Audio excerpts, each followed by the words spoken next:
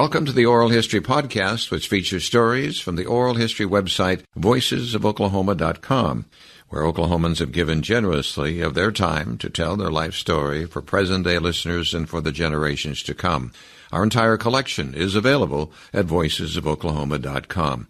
By subscribing to our podcast, you will be notified of new Oklahoma oral history podcasts. So now listen to another interesting storyteller from voicesofoklahoma.com. Joe Cappy had a front row seat to a strange episode in U.S. car manufacturing history. The 1987 sale of American Motors Corporation to Chrysler, the deal that gave the Jeep brand to Chrysler and made Joe Cappy the last American Motors Corporation CEO. Joe played several roles in this story, which goes back to when the French car company Renault partnered with AMC, lending AMC operating capital and eventually acquiring a major interest in the company. After the assassination of Renault's chairman, George Best, Renault sold AMC to Chrysler. Joe's first job out of college was with the Ford Motor Company, where he held various sales, marketing, and financial positions. In the 1990s, Joe came to Tulsa to divest Thrifty from Chrysler. He became CEO of Thrifty Automotive Group after Chrysler sold the rental car company, retiring in 2003. In his oral history, Joe talks about Ford Motor Company's Edsel, the assassination of the chairman of Renault, Chrysler's Lee Iacocca, and car design. Heard on the website and podcast of voicesofoklahoma.com. My name is John Erling. Today's date is April 24th, 2019. Joe, would you state your full name, please? Joseph Cappy. Your date of birth? May 13, 1934. Makes your present age? 84, but next month it'll be 85. Yes. You looking forward to that number? Or? Oh, yes, I am. We are recording this interview in the recording facilities of voicesofoklahoma.com. Where were you born? I was born in Chicago, Illinois. Your mother's name? Antonetta Mealy, and then she became Antonetta Mealy Cappy, marrying my father, George Cappy. Can you describe her personality? Well, my mother was extremely vivacious and very attractive. When she entered a room, she took over the room because of her personality.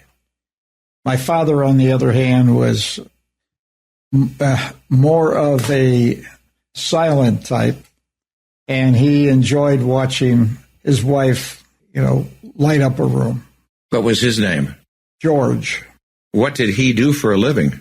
Well, he only had 2 years of community school after high school, and he started into the retail business, working in a department store chain.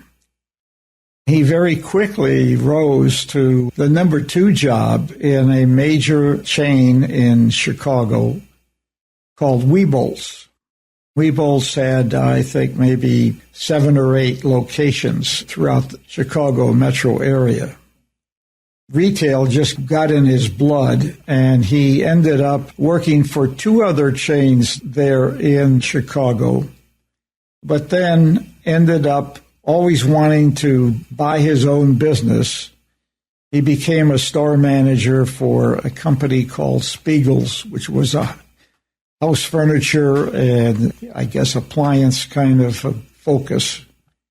And while he was working for them, he got contacted about a business that was available for sale, that were 2 partners that were ready to retire in Wisconsin Dells, Wisconsin.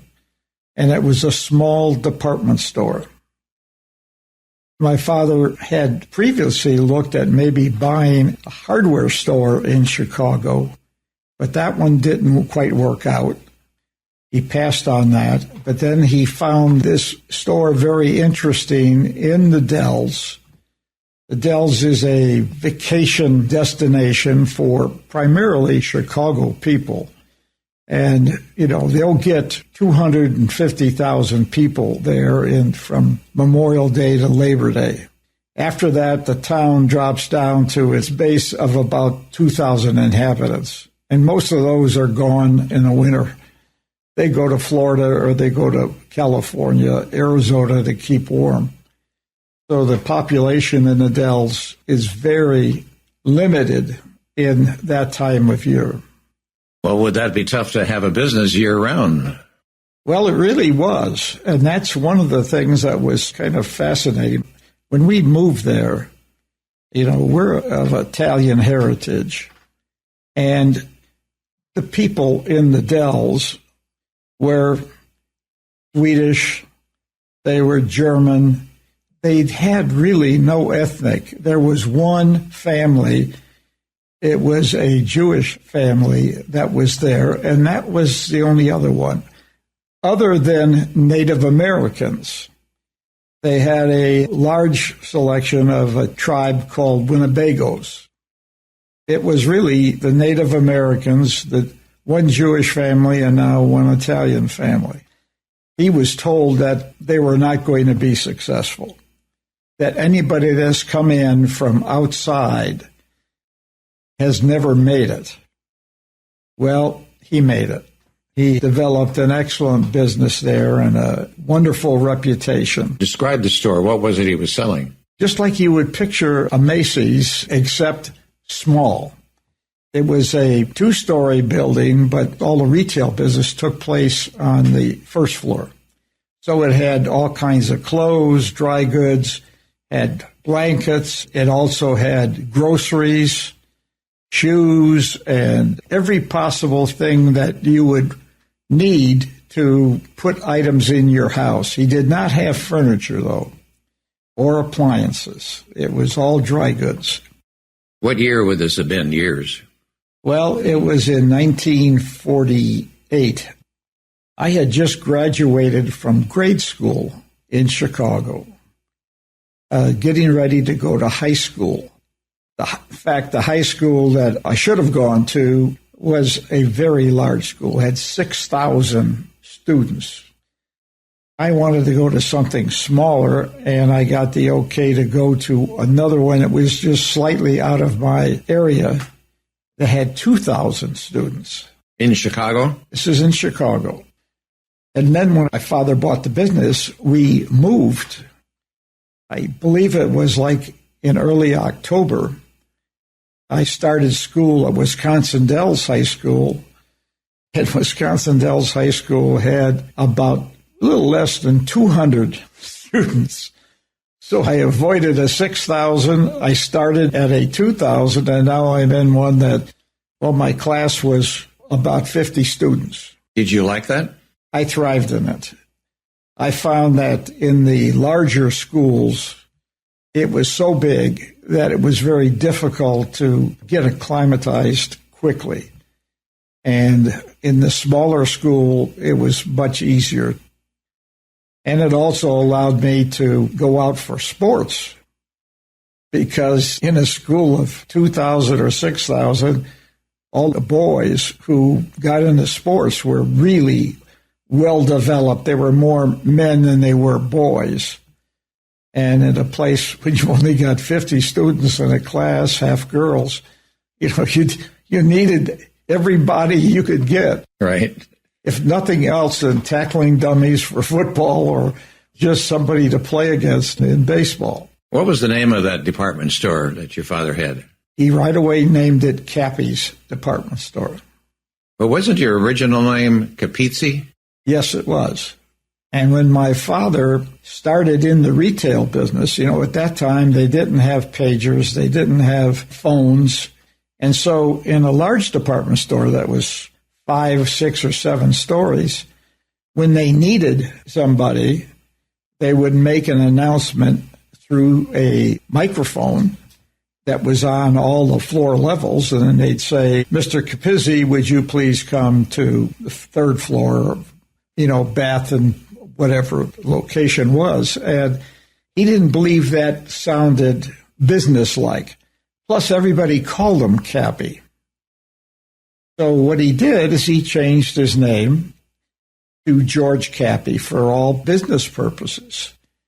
And in fact, never had it officially changed.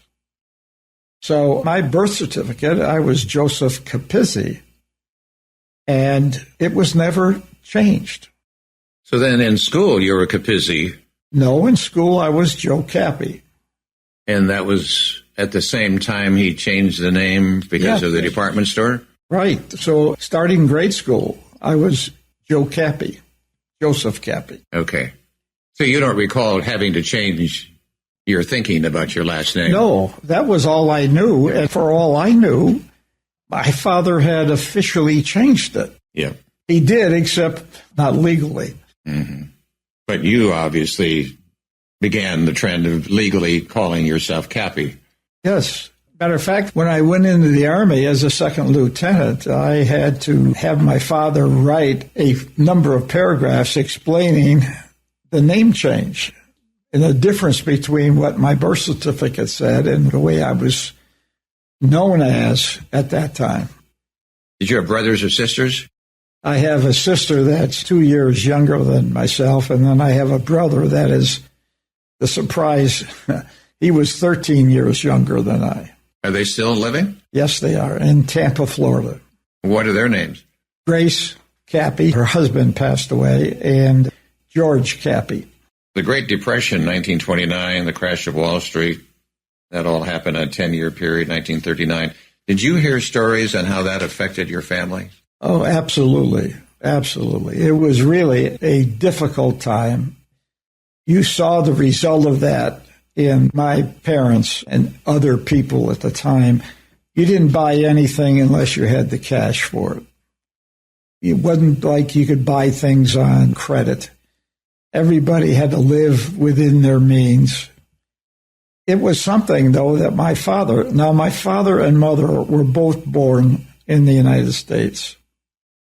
My father's family came from Sicily.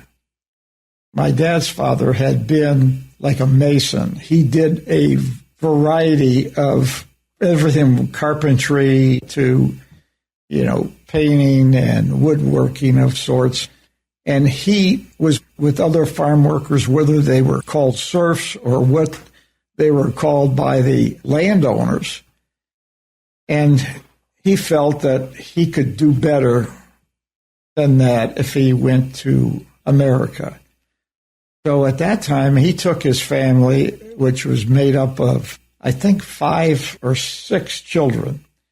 Now, they could not speak English or read English, but they had some other people who had gone to America that they had apparently exchanged letters with, and they told them there were real great opportunities. Well, when they arrived at the port in New York. Was that through Ellis Island? Yes, through Ellis Island. And what year would that have been? Well, right around 1900. Okay. My father was born in 1904, so it had to be maybe a little bit before the turn of the century. Late 1800s, probably, yes. 1890-something. There was a big influx at that time of Italians from both the mainland and Sicily. When they arrived at the port, as they were shepherding his children, there were a bunch of toughs that stopped them, circled around them, and basically robbed them of the things that they had. One of the things that my grandmother had brought over were her linens, the ones that were handmade and all of those, as well as the money. So now here they were. They couldn't speak English. They didn't know what to do. They ended up going to a Union wire. Western Union, maybe? Western Union wire. And they sent a telegram to their cousin in Chicago, and they wired them some money so they could get to the Chicago area. But that was money that had to be paid back, and they had to give a few things that they had as, in effect, good collateral, maybe, huh? Collateral to make sure that they were going to pay that money back. But when they got there, it was a case, how do you find work in Chicago? You don't know anybody. But what happened with all of the nationalities that came in, whether it was the Irish or the Germans or the Swedish, they all kind of congregated in a area where their kinsmen had located. So there was just like a little Italy, a little China, a little Germany, a little Swedish, and so forth. And they started to find work. They ended up, his father became a barber. They started in a 2-story tenement kind of house on the ground floor with a barber shop. And then my father's oldest brother also took up the trade. And then the next son also took up the trade. The sisters started to get into garment making, working for companies that were making dresses and millinery and that sort of thing, curtains. So that's where they got their start. And then they ended up buying that building that they were in and then lived above in the 2 apartments on the top floors.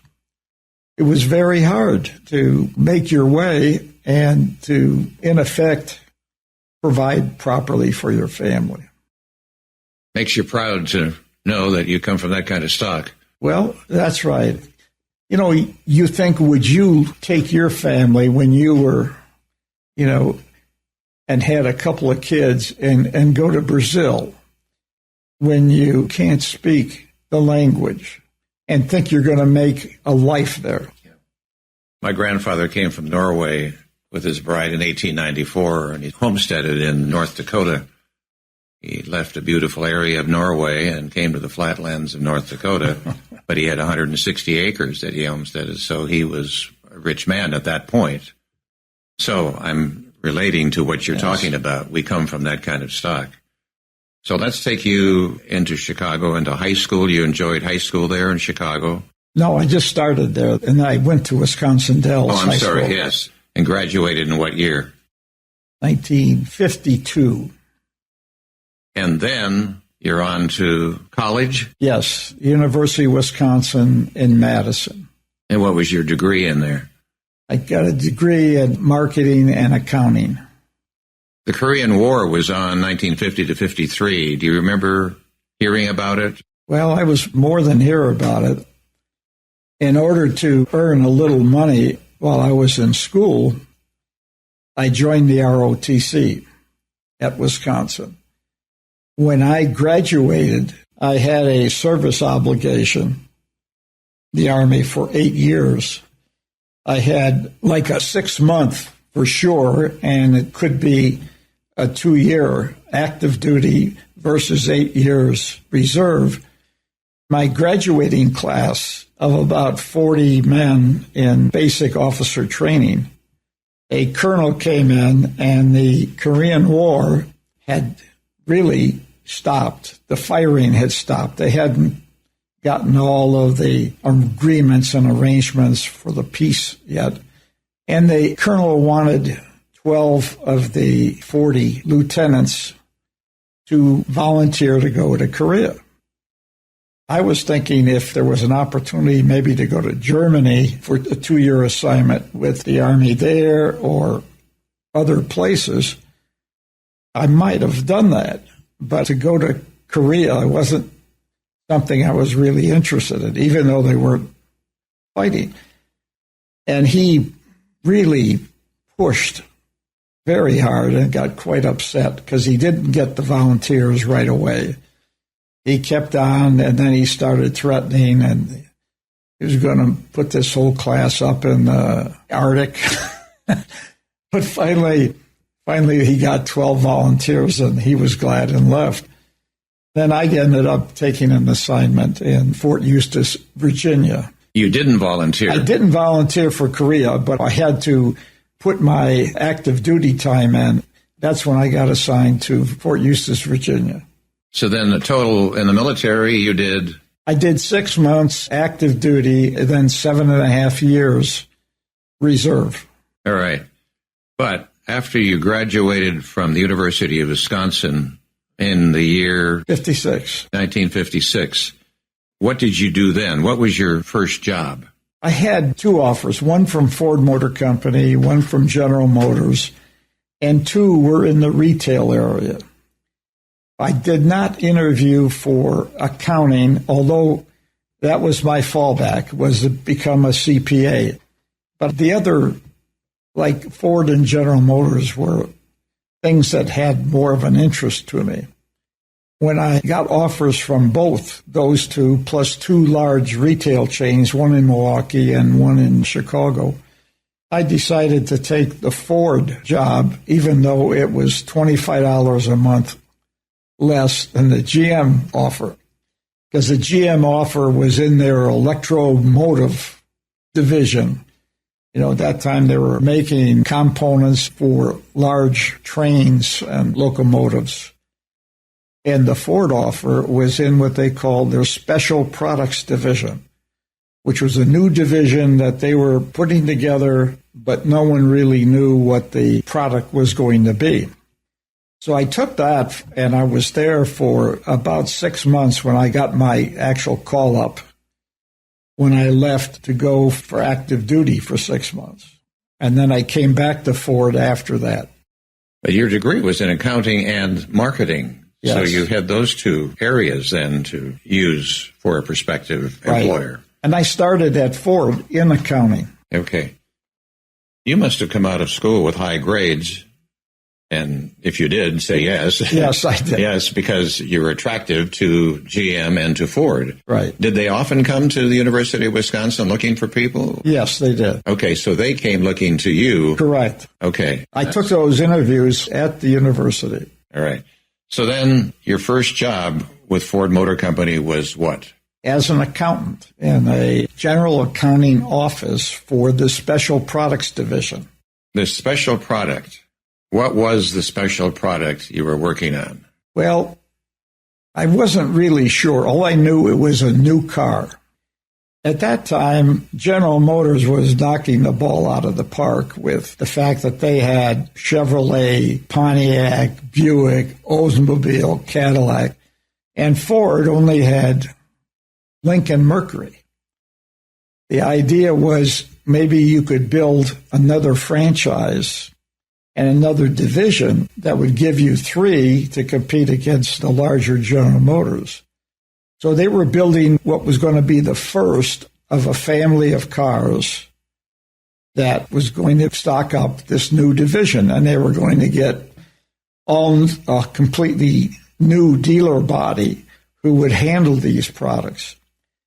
Well, before I left to go into active duty, I had been there, as they say, for about 6 or 8 months, and I wanted to see this car because it was called a mystery car. Is that the way they referred to it? Yes, all the automotive press, they were putting out all kinds of hype on this new product and how different it was going to be and how unique and how advanced and so forth.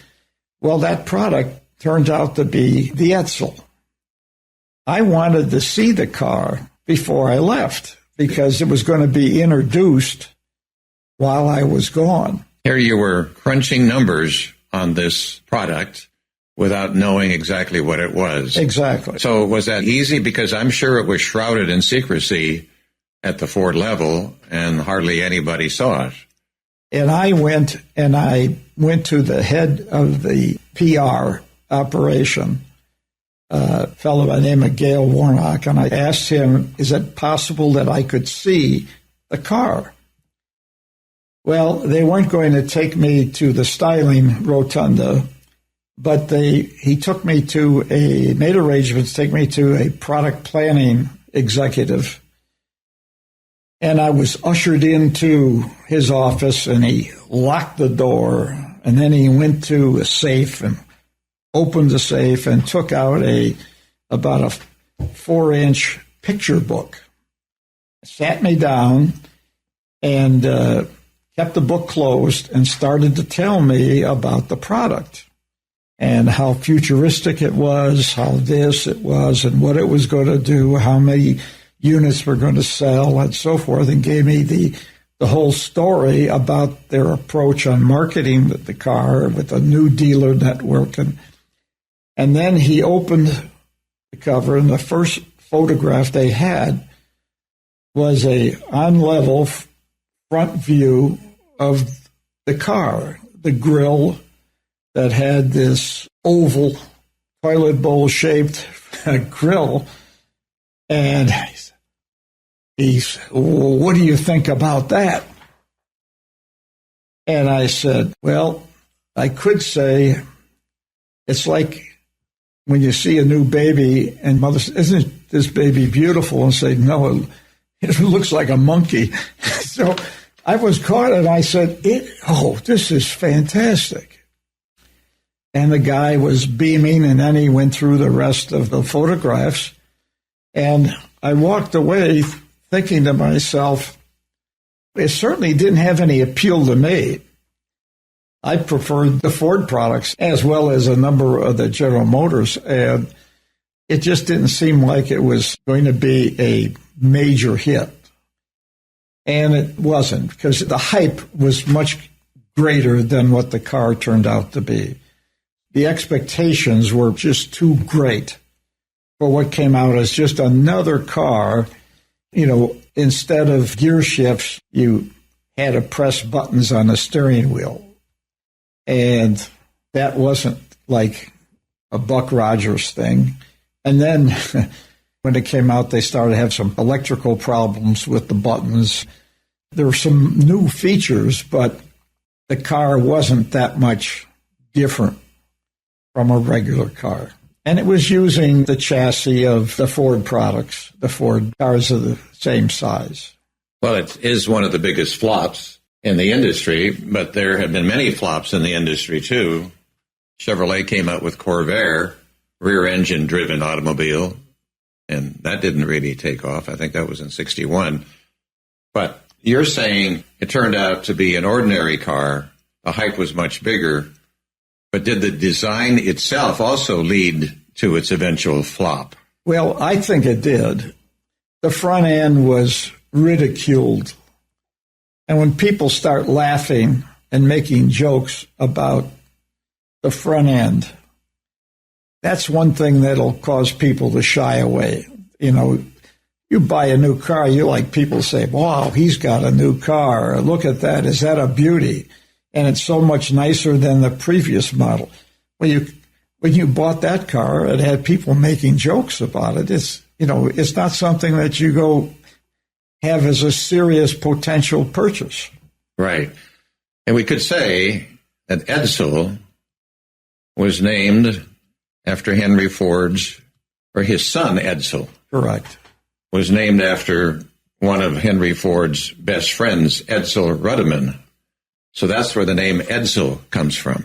Well, not really. It really came from his son. Henry Ford's son, oldest son, was Edsel Ford. Yes. But see, and maybe that's why he named his son Edsel. Right. That's what I'm saying. Yes, but the car was then attached to his son. Right, and he was the only son of Henry Ford. And he was a very distinguished and gentleman, and he had some great styling, ideals, and he produced some wonderful cars, but he was never good enough. One of those things, you're never quite as good as your father, and Henry Ford gave his son Edsel a difficult time. Yeah. And he didn't want to turn over full control of the company to him. And Edsel died early, and his wife blamed his father for the problems that he had. However, Edsel did die of cancer.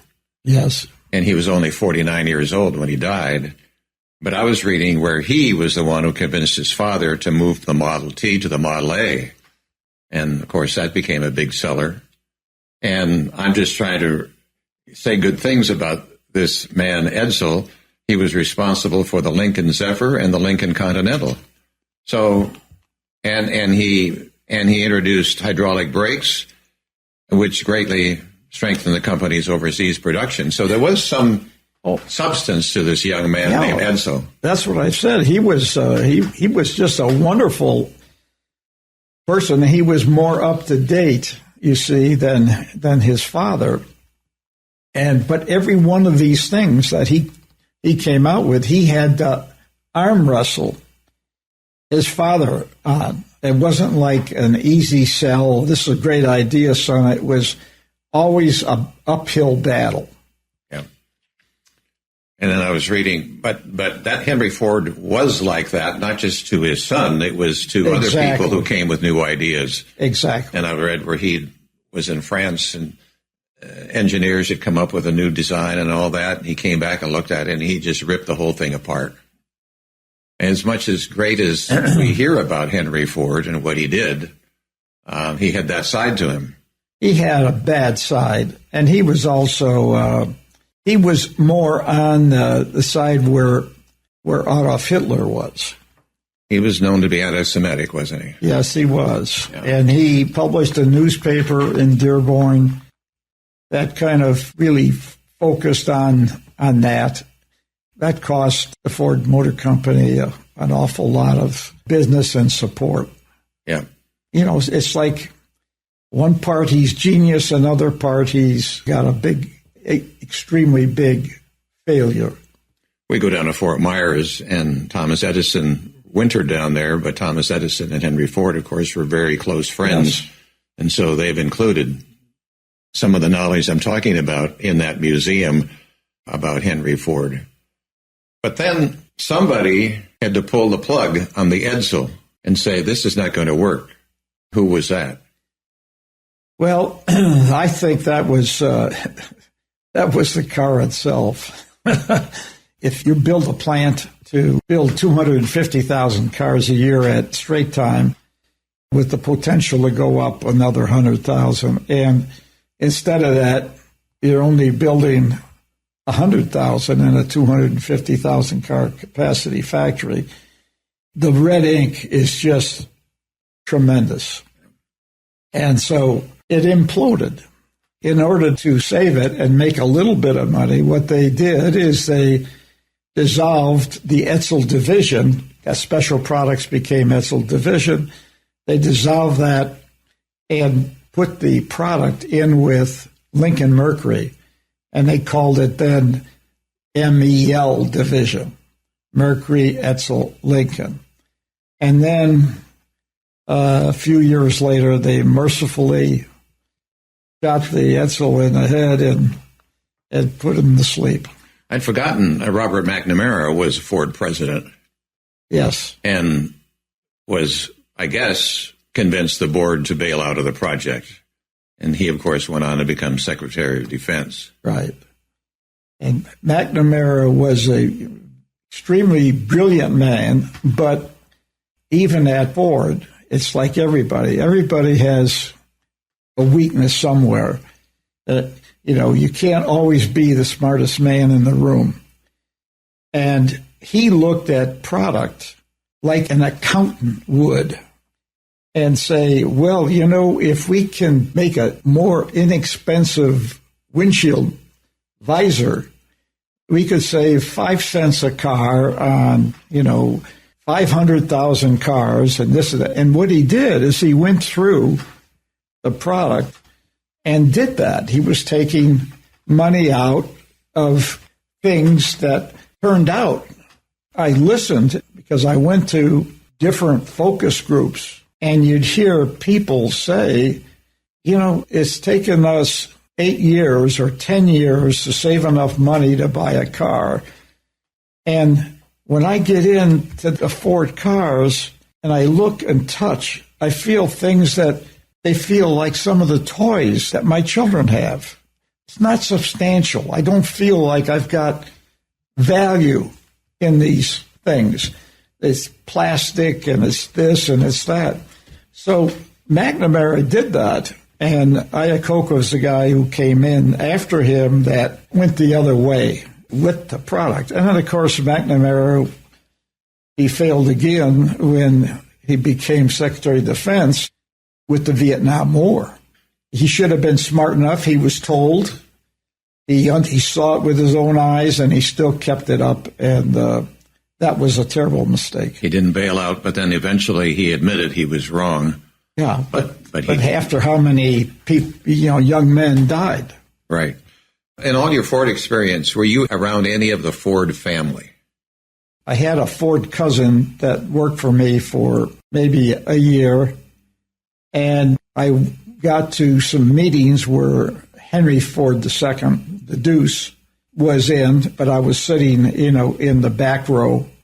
But I never had any direct dealings other than that. I was just too low in the company to actually be working directly with him in any fashion. And Henry Ford II was the son of Edsel Ford. Correct. He was the oldest of three sons. So was Henry Ford II respected and thought of as a great leader, not just a family member? He didn't start that way, but he did become that way.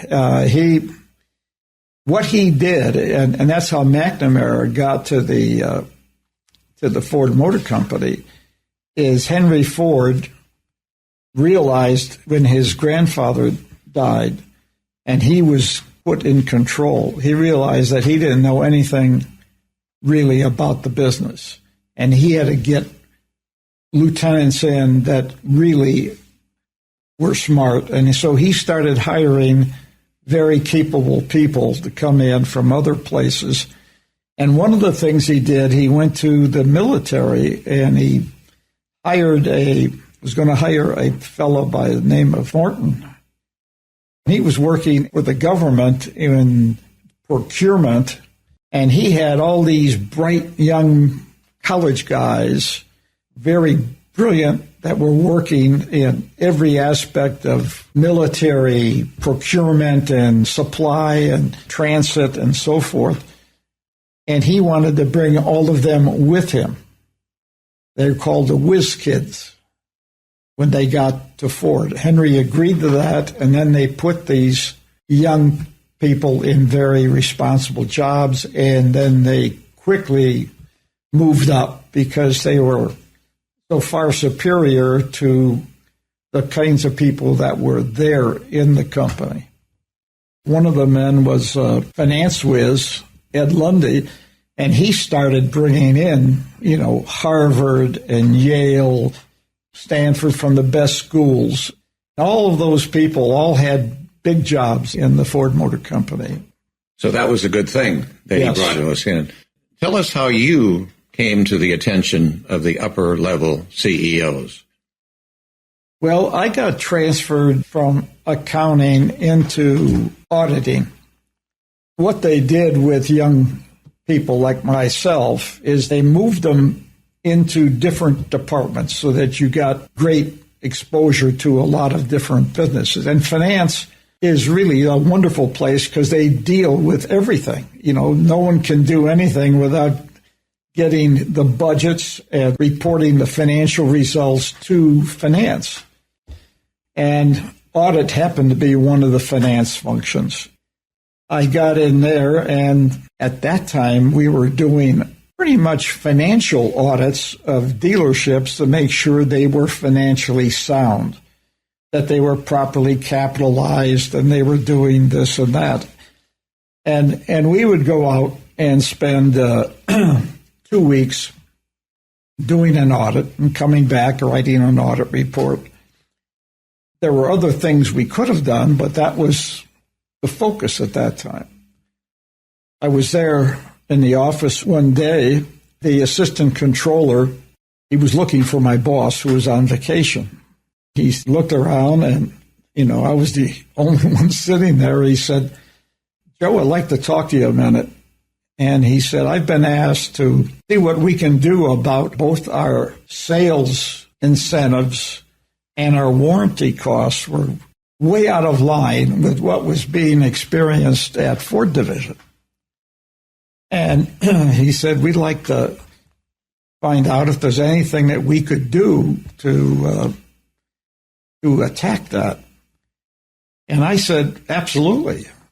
I said, "We haven't been doing that, but we can do that actually here to highlight and focus on which dealers are the most abusive in these areas using our computers." And at that time, we had gotten these big-sized computers, but we had the data coming in, and it was available to us. So he said, well, I'm meeting with the controller tomorrow morning at 9 o'clock. And he said, do you think you could have something where we could, where I could talk to him? Well, I just rolled up my sleeves and I worked till 10 o'clock at the office, went home, had a bite to eat, and worked till about 2 o'clock. And I had made arrangements for the secretary to come in the next morning early. And I had this paper, drafted that she typed. And by 8:30, I walked over to the assistant controller and I said, Mr. Schimmel, here, I've got, I think, what you're looking for. And he took it and he looked at it. He took off his glasses and looked at me. He looked back again. He said, who did this? I said, I did. When did you do this? I said, last night. He says, this is just what I'm looking for. This is exactly what he wants. And so what it said was, here's what we were going to do. We were going to target and then go out and audit the dealers who were taking advantage and submitting fraudulent claims, both warranty and sales. And he asked me to come by the controller's office at, 15 or 20 minutes after the hour because he wanted to introduce me to the controller. So he went down there and blew the controllers, off the floor, and they brought me in and introduced me, and then we put this thing together, and we recovered millions and millions of dollars. All right. Do you think when he came to your office and nobody was there, was he coming looking for you, or was it just fortuitous that you happened to be sitting there? The latter. And, okay, so we take that moment in time, but then we add a lot of hard work. You had to prove yourself, but you were given the opportunity and you did it, and that's what brought you to the executive level. Exactly. Within, I think it was maybe a year and a half or 2 years later, I was promoted to supervisor. And at the time, I was the youngest supervisor in the Ford Motor Company. Okay, we got to ask you your age. Let's see. I started. I was 21. Let's see, 22. 21, 22. And when you started, I think I was 25 when I became a supervisor. And this is in the early 60s. Yes. 25 years old and one of the youngest, or the youngest supervisor. And so that, that really was a major help in getting a reputation of being able to deliver. And that's one of the things that I think you have to have. You've got to have somebody who will support his boss, somebody that can be extremely reliable, somebody that has got perseverance to get the things done, somebody who can always be even more concise on what is needed and what would be of value. That gave me that cachet. Well, you were probably noted as the guy who came in early and stayed late. Yes. So there you go. You outworked a lot of people. Well, you know what? I was never the smartest guy in the room. I mean, I graduated with honors and all that, but I wasn't a straight 4-point. I was a 3.75 or 3.6 or something. But I worked hard. And that ends up, because a lot of times the real bright guys, they're off and they figure they don't, it's always been easy for them and they don't have to apply themselves. Their brains will get them through. Yes. Yeah. 26 years you were with Ford in many different roles. you were appointed as general marketing manager for the Lincoln Mercury division. Tell us a little bit about that. Well, I had made a change I was in finance. And I was in finance for about 9 years. And as I had inferred earlier, people would come to me especially the marketing people, would come to me to price out different programs that they wanted to put in place. They might be incentive programs, they might be travel programs, contests for dealers, and whatever they brought, I had to cost them out. And then the company, then it went up for approval, valuation and approval. Well, every time they came to me with these things, I could see things that, why don't you change this? Why don't you do this? And the marketing guys, oh, that's a good idea. That's good. And I'm sitting there and I'm thinking, I'm a catcher. I want to be a pitcher. I can do what these guys are doing better than they are. So I wanted a change, and from finance to marketing. And I went to my boss and I said, "Here's what I'd like to do."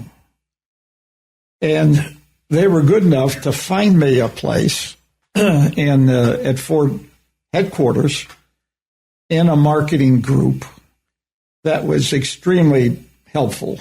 I was with a bunch of young guys, and we went all over the world doing an overseas market strategy study for the company. That was extremely well received from Henry II.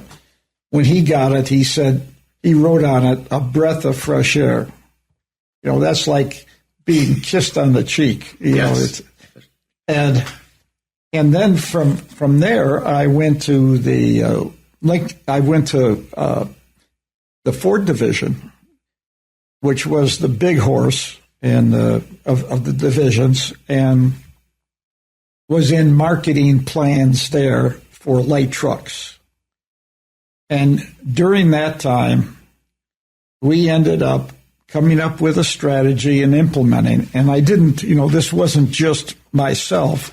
This was getting together the sales guy, the product planner, the engineers, and saying, how can we compete better with General Motors? And up to that time, the way that you built a car was General Motors was the leader. They put a price on their car.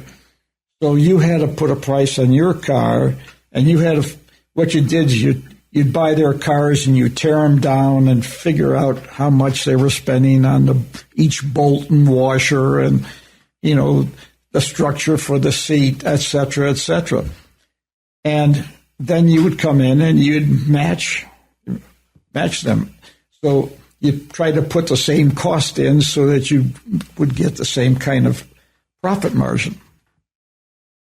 What we concluded in looking at Chevrolet's trucks is that at that time, their volume of owner body was so large that just the normal people coming in, who the loyalty factor that each company had, we were never going to catch them. It'd be mathematically impossible. So what we had to do is something quite different. And what we ended up doing is saying, we're going to change the way we're planning to build our car. And what we're going to do is we're going to put $50 more content into the car and price for it. But it'll give us, something that the other guys don't have. So we started to put in and plan car features, people features into trucks.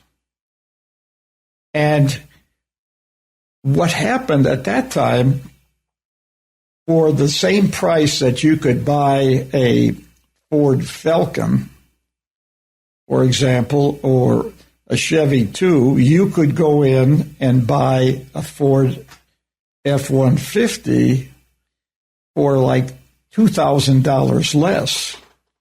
But now the Ford truck has got people features. It's comfortable. It's not a farm vehicle anymore. And what happened is there was a migration of new people, not people who were Ford or Chevy truck buyers, but people who were maybe Chevy car buyers who said, this is a great value.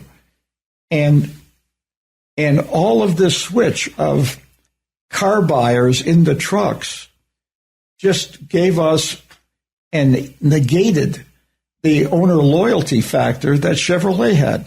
And we took over truck leadership at that time in 58, 50, maybe it was 57. And Ford had F-150 Ford pickup is the number one selling vehicle in the world today. Isn't that true? Correct. And it all started back then. Yeah.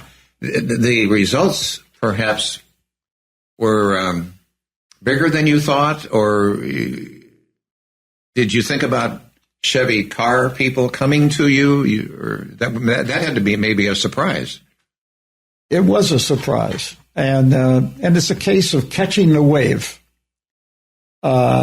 We caught the wave. It was good luck but it was the product that did it, and the product always does it, and that's what people have a tendency to forget, and that's where McNamara, lost it. I mean, if you've got the product, the people will come. It's like that movie, build it and they will come. Right. And that's true of the car industry as well. And you could see it when they brought out the Mustang in 1963. The Mustang took the world by storm, and they got all kinds of buyers from not just from one division of General Motors, but everybody wanted that car. Yeah. The style was so unique, wasn't it? It never had been seen. Right. In an American car. And the thing was, that's another one that started by, it was really good fortune, because they were trying to match up with a Chevrolet product. And as they were looking at that, one of the designers came up with this other look. And, everybody got excited about that. And so it was, instead of another Me Too Chevy kind of car, it was something that was unique. Were they trying to compete against Corvette? No, not Corvette then, no. Okay. But I can't remember if it wasn't the Corvair, but it was, I can't remember which particular. Right. So one designer came with the design of the Mustang that came out in 64. 64. Yeah. Came out in 63 as a 64 model. And it didn't even have a 63 and a half or something. No, they just put and it was the first time anyone had done that, where they put what would have been the normal thing would have called it a 63, and then a few months later you'd have a 64. But they put the 64 on it in 63. And it just took off on it. Unbelievable success. Right. And so you were around the company when all that happened. I was around. I wasn't involved in the Mustang. F-150 Ford pickup is the number one selling vehicle in the world today. Isn't that true? Correct. And it all started back then. Yeah. The results perhaps were bigger than you thought, or did you think about Chevy car people coming to you? Or that had to be maybe a surprise. It was a surprise, and it's a case of catching the wave. We caught the wave. It was good luck but it was the product that did it, and the product always does it, and that's what people have a tendency to forget, and that's where McNamara, lost it. I mean, if you've got the product, the people will come. It's like that movie, build it and they will come. Right. And that's true of the car industry as well. And you could see it when they brought out the Mustang in 1963. The Mustang took the world by storm, and they got all kinds of buyers from not just from one division of General Motors, but everybody wanted that car. Yeah. The style was so unique, wasn't it? It never had been seen. Right. In an American car. And the thing was, that's another one that was started by, it was really good fortune, because they were trying to match up with a Chevrolet product. And as they were looking at that, one of the designers came up with this other look. And, everybody got excited about that. And so it was, instead of another Me Too Chevy kind of car, it was something that was unique. Were they trying to compete against Corvette? No, not Corvette then, no. Okay. But I can't remember if it wasn't the Corvair, but it was, I can't remember which particular. Right. So one designer came with the design of the Mustang that came out in 64. 64. Yeah. Came out in 63 as a 64 model. And it didn't even have a 63 and a half or something. No, they just put and it was the first time anyone had done that, where they put what would have been the normal thing would have called it a 63, and then a few months later you'd have a 64. But they put the 64 on it in 63. And it just took off on it. Unbelievable success. Right. And so you were around the company when all that happened. I was around. I wasn't involved in the Mustang. 1982, there was a motor company who came knocking on your door. And if it wasn't Ford, if it wasn't Chevy, who could it have been? American Motors. American Motors, right. Which was the smallest of the major automakers at that time. Correct. And they were losing tremendous amounts of money. And when they first came, I passed on it. They were, at that time, they were looking for just a marketing person. So I turned the headhunter down. Then they came back at me, and they were looking for a larger position. It would be a vice president in charge of sales and marketing. And I said, I don't want to go to American Motors, but I'd like to see what I'm worth. So I think I'll take the interview. So I took the interview, and including the CEO and a couple of other vice presidents, and I didn't hear anything. I mean, a month went by, 2 months went by, and finally I called the headhunter. What's the deal? I said, well, there's a lot of activity going on, and they haven't had a chance to really, make a decision. It's not that they didn't like you; it's just that they're not ready to proceed.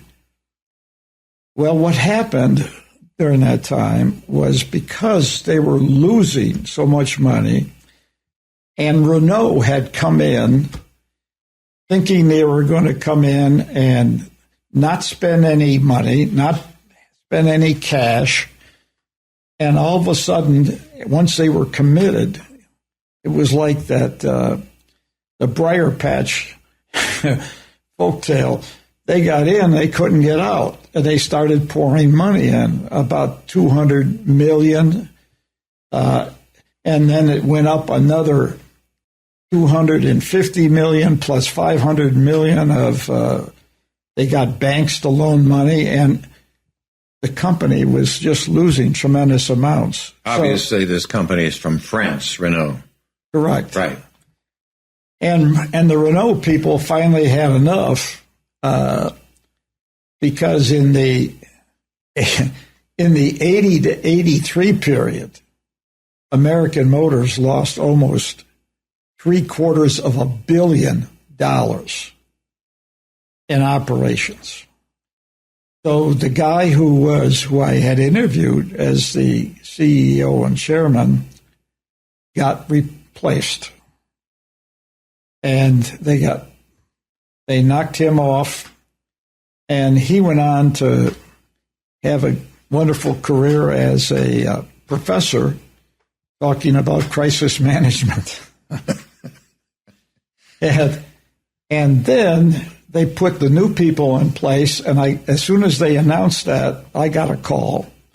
They said, we'd like you to come and be interviewed, because now we got a new chairman, a new CEO, and we got a new president. And you would be reporting to the president, so you need to come in for the review. Well, the fellow who was the chairman was an ex-Ford person who I knew. So they said, you don't really, he knows you, he's happy, he would like to have you, but you've got to work for this president, which was a Renault expat who was put in as the president. So I went in to interview him, and I said, really, with the performance of this company, I don't know why. I got to ask you a question. I don't know why I would jeopardize my career in a company that's losing this kind of money. And I'm well thought of. I've had a great position. I've got the potential to go further. I said, he said, look, this isn't well known, but right now, even with 46.1% ownership by Renault controls this company. AMC is now controlled by Renault. And Renault is a crown corporation. The crown corporation means it's owned by the French government. The Renault person, the head of Renault, reports to the treasurer of the French government. So the money availability doesn't make any difference what we're losing. That you don't have to worry about it, because the French government is going to continue to pour the money in here in order to establish Renault in the United States. That's the plan. And everybody's, signed up for it. And then they made me an offer. And it was a jump that would put me, that was probably 3 years maybe in front of me. I could get it today, and the money and everything was good. The only thing that you weren't going to get probably until they turned it around was bonuses, because they were losing money and you have to turn that around, and that takes several years. So I ended up taking the job, and I was working for the general manager of the Lincoln Mercury division, who I had a wonderful relationship with. And one of the things that was quite unusual, when somebody left to go to a competitor, they usually had security. As soon as they found out, they had security go to their office and escort them out of the building. In my case, because I wanted to give him adequate time, when I told him, he was unhappy with it. But what he did, he kept me there. In fact, I think it was like it was 3 weeks or 4 weeks. He kept me there. I was going to start. I told him in January I was going to start at AMC 1st of February in 1986. In 1982. We had a meeting I had 2 days left, a Thursday and a Friday. And he took me to a meeting with the president of Ford Motor Company, Red Poling, on a strategy discussion where I, presented something about what we should be doing. And, it was kind of bizarre because that had never happened before. But he had great, a great deal of working time and confidence in me and my integrity, and he didn't have a problem with that. And he convinced the president of Ford to have me come to that meeting. So, but the president of Ford didn't know you were leaving, or did he? Well, know? Yes, he didn't know. Yes. Okay. He had told them. Let's follow Renault because there's an important date here, November 17, 1986. Right. The chairman of Renault is George Bess. George Bess. He's the chairman, and you've already alluded to the fact that they were losing large amounts of money with American Motors. But there was a strong labor union that didn't like what was going on. So you could pick up on that, laying us up to the evening of November 17th, 1986. Well, there were a strong opinion in the French government that they were pouring money, French money, into a bottomless pit with American Motors. And the French kind of socialist approach to business, the idea is to try to keep all your people employed. And they were afraid that they had to lay off French workers, and they were pouring money, French money, government money, into the U.S., that was probably one of the worst political things that they could possibly do. George Bess was brought in to replace the chairman who had started or had come in right shortly after they had started the agreement with AMC and Renault. And he was a extremely strong executive. He had gone the top, in France they have these different schools of where they take and put in charge of different industries, technicals, and the like. And this man was put into an industry that they had. I believe it was a steel industry or some alloy of metal. And he just turned that thing around. And he had this marvelous reputation and resume. So they put him in as chairman. And he was,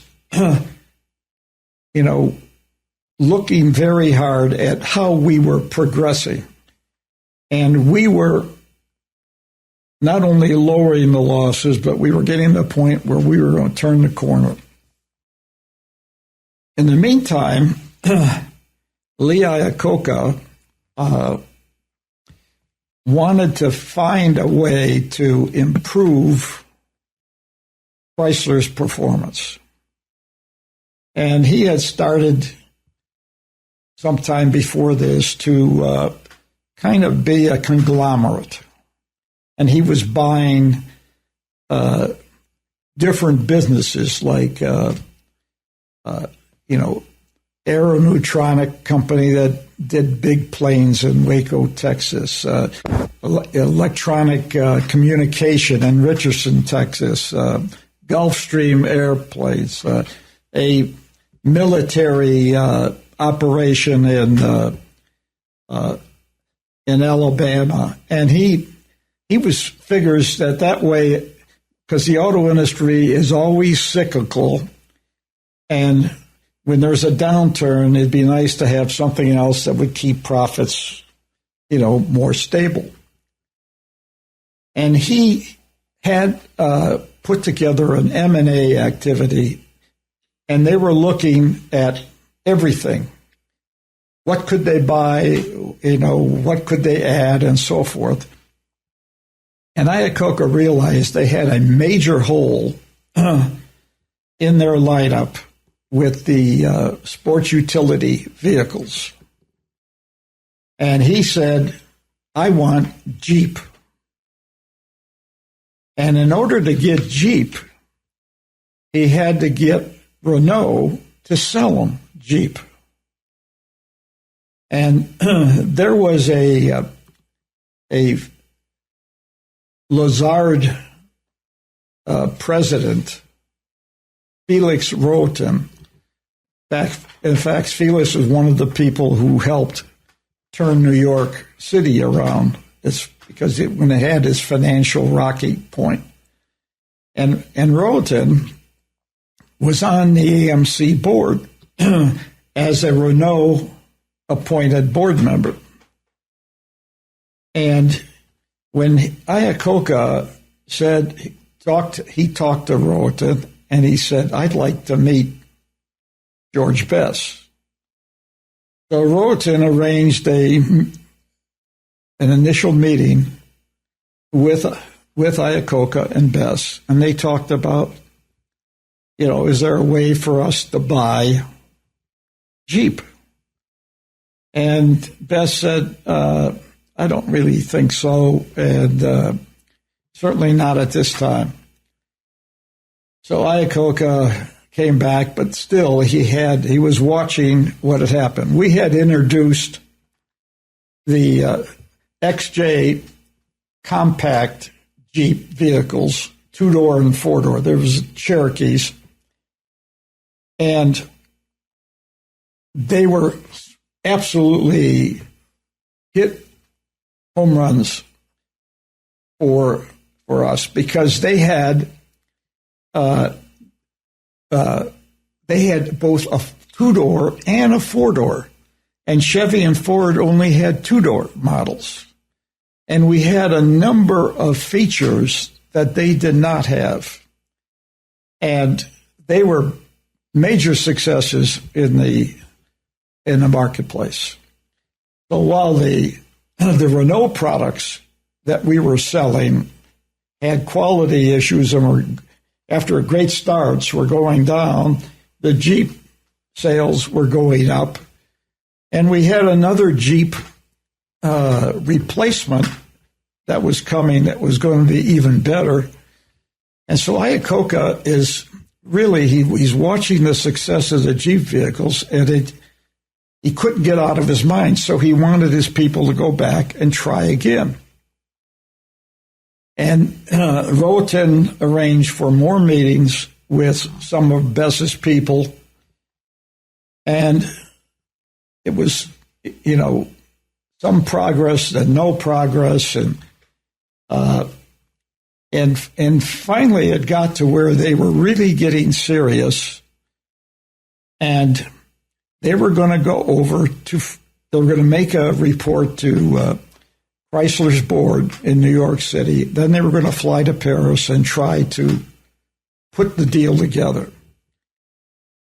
And 2 days before, they got a call from Best, and Best said, I've thought this over. I'm not interested in selling Jeep, or in any way, either alone or with the company. And the reason is because Renault at the time was like the sixth largest manufacturer in the world. They built 1.1 million cars and about slightly under 200,000 trucks. But they only sold like 13,000 Renault cars in the United States, the world's biggest automotive market. And he saw this, he saw the AMC network as being the way for Renault to participate. And they've already poured all this money in, and he had agreed that that was the thing. He saw the numbers, he saw the beginning of the turnaround, and he said, no, I'm not going to sell. And 2 days later, on his way home, at his normal time, as he got out of his car, two women were pushing a baby buggy right up to where he was getting out to his home. And they looked like they were fixing the blankets for the baby. And they pulled out guns and they assassinated him right in front of his house. And these were the Action Direct. They were a red, they call them a red faction, and they had been kidnapping and killing top executives of European companies. These people were caught, and serving life terms. But what happened with that, it changed everything. Because when Bess, you see, was holding off the political pressure for what he thought was the right business decision, his replacement, which came about 2.5 months later, was another fellow from another industry. His name was Raymond Levy. And he was like a little Caesar. And he knew everything. He would say, John, can you tell me how often how long you worked on the radio? And he said, no, don't worry. He wouldn't give you a chance to answer. I know. And if he knew everything, then why did he want to ask you any questions? And that's the way he was. And he got the direct order from the treasurer, get us out of American Motors. So he shortly made his first trip to the U.S. and met with Lee Iacocca at Lee Iacocca's at the Chrysler Suite and in the Waldorf Astoria, and basically said, the game's back on. Let's talk about selling. We're ready to get back into a sales mode. And, had Bess not been assassinated, it wouldn't have happened. And then it was back on, and eventually it all came together. But there are a lot of other things that kind of took place during that process. You were with American Motors, so when Bess was assassinated, that just was awfully startling to you and everybody else. I went to Paris for the funeral, and they gave him, it would be like if one of our top generals or vice presidents or presidents died. They gave him with full honors in the church that is used by their equivalent of West Point. And it was a fabulous, very formal ceremony. And it was a kind of a, you had mixed feelings. You were excited about watching this thing because we had a very prime position in everything, including the, inside the church. Losing him, we knew, was a real loss. Or? For American Motors. Right. But if it turned out to be okay. Well, yeah, you don't know what's going to come next. But then didn't that lead the way, obviously, to Chrysler purchasing American Motors in the next year? That's right. That's right. And so that was good for American Motors, but probably ultimately good for you as well. That was the problem. I didn't know which side of the fence I wanted to be on. You didn't know on AMC or Chrysler. Okay. I mean, at that time, I was president of American Motors. Well, we didn't point that out yet, had we? That you came to that position as president of American Motors Corporation. Right. And that was 4 years after you'd been hired by them. And as a matter of fact, there was one thing that involved my relationship with Bess. In 1986, General Motors, in September of that year, they wanted to start off with a big bang sales push for the fourth quarter.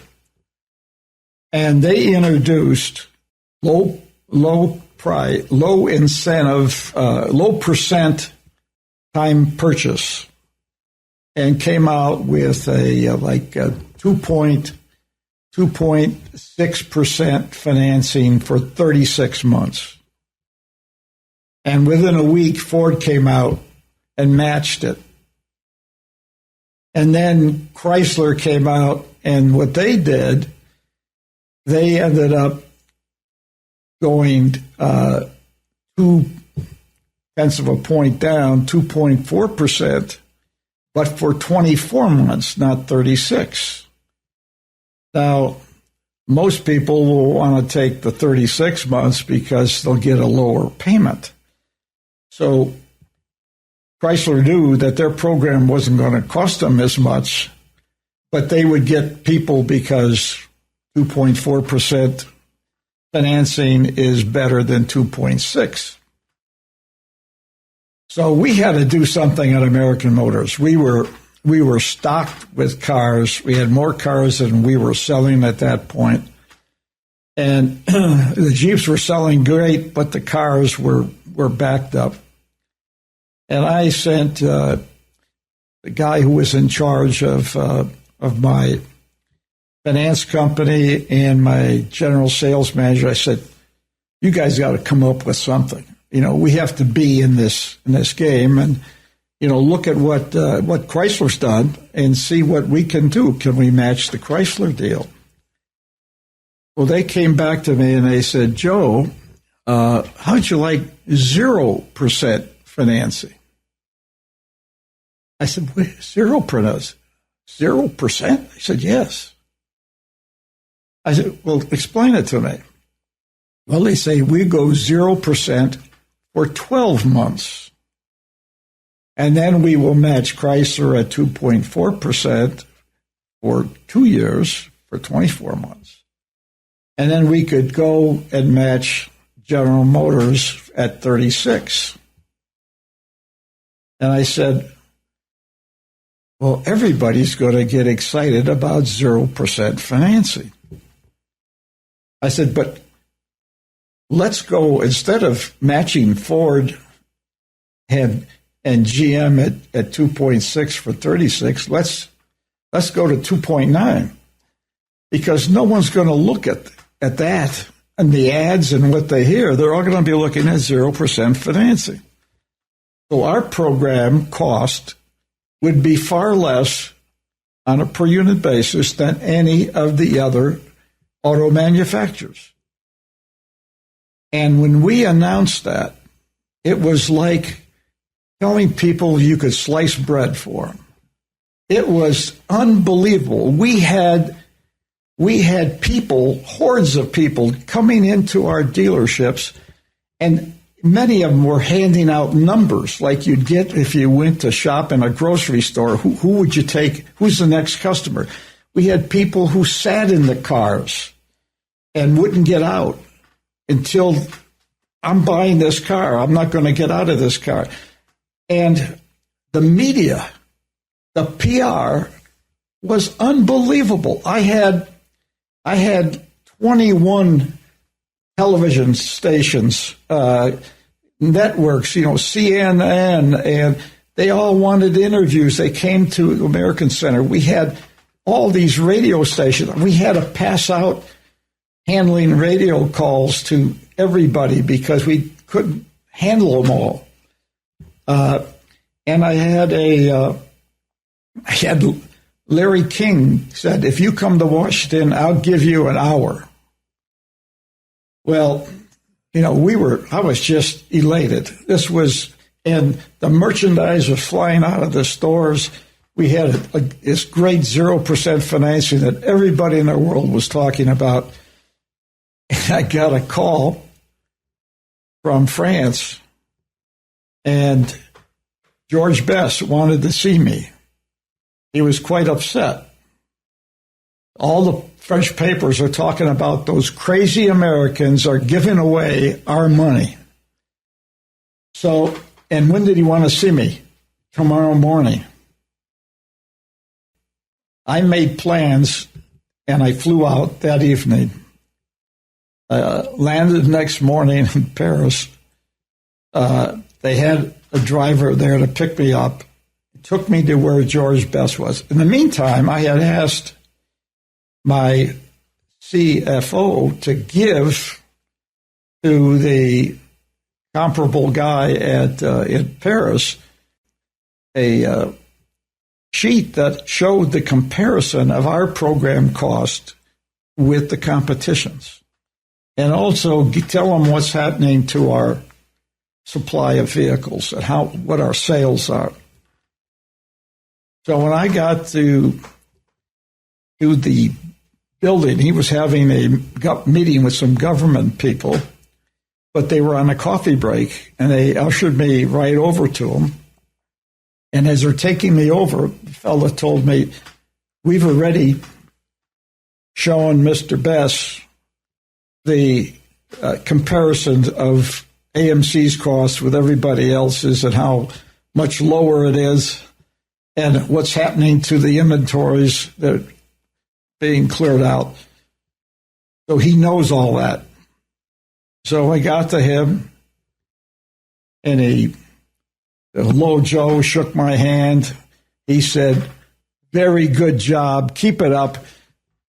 And that was it. It took 2 minutes. So I flew almost 4,000 miles to get an attaboy. And I went right back. And the next day, we went to see Larry King in Washington, D.C., and I was on his show for 2 hours. And Larry King he serves up such great softballs for you. I mean, he's not a mean guy and is going to try to pin you against a wall or something. He would give like a big, American Motors has set the world on fire with 0% financing. The first time ever, blah, blah, blah. And then he'd ask me questions, and it was the best 2 hours of my life. And we should say, because there'll be future generations, Larry King was a nighttime television host of a talk show on what is known as the network of CNN. And it was the talk show to tune into at that time. There's no question about it. So, yes, we call that earned media, don't we? And you had 2 hours of wonderful media that you probably couldn't afford to buy. Exactly. What products did American Motors have? What brands were they selling? Well, we were selling a four-door passenger car, four-wheel drive, called Eagle. We had also what was left of the AMC product line, that Concorde, and then we had the Jeep, what was going to be the CJ, and a old big-sized Jeep that was called a Grand Wagoneer. That's the one with the false wood look. And then the one without the wood look that was just called the Cherokee. What started to come in then, and what we introduced, was the first Renault product that we built in the States that was based on a Renault R9, and that was named the Renault Alliance. And the Renault Alliance took off like a rocket. And the year before the Renault Alliance, we brought in an export called the Renault Fuego, which was a cute car, a 2+2, had a turbo engine, sold for $8,500 without it, about $10,000 with it. It was really the kind of car that you like to have. The only problem is it had a terrible quality problem. And the quality problem, it would stop. There was some kind of electrical malfunction, and if you were lucky, you got it to the side of the road. This was happening our dealers were so excited. They were selling them like crazy. And we were increasing the number we were going to import. But then everything stopped. We didn't have the internet, but word got out, and nobody would step up and buy the car. Well, my boss couldn't understand why we couldn't sell this attractive, sporty, well-powered, great value vehicle. And he was getting pressure from Paris. Why are you not moving these, and why don't you want to take more product? The Renault. Correct. The Renault Fuego. Fuego, right. And finally, my sales manager piped up and said, Jose, you're right. This vehicle has all those attributes. It is one of the finest, best-looking products sitting on the side of the road all over the United States. Our dealers now call it the no-go Fuego. And we had this problem with the other products that we had. We introduced the Renault Alliance, and Renault Alliance won all of the car magazine's Car of the Year awards. It had wonderful features. It had great pickup, great handling, a whole host of things, and had more passenger comfort in the size. It had great fuel economy, all those things that you'd want. And we were trying to target maybe 100,000. We sold the first year 140,000. We were in a segment of 23 of the world's manufacturers in that segment, subcompact segment, and very difficult to beat cars in that segment, like Toyota Corollas and VWs, and yet we were the fourth largest nameplate in sales with that car. And that was the most competitive one with 23 different competitors. And we were doing great with it. And then, unfortunately, again, problems started. And I didn't think there were going to be any quality problems because this car was taken from the Renault R9, which they'd been selling for several years. And if they didn't have the problems, why did we?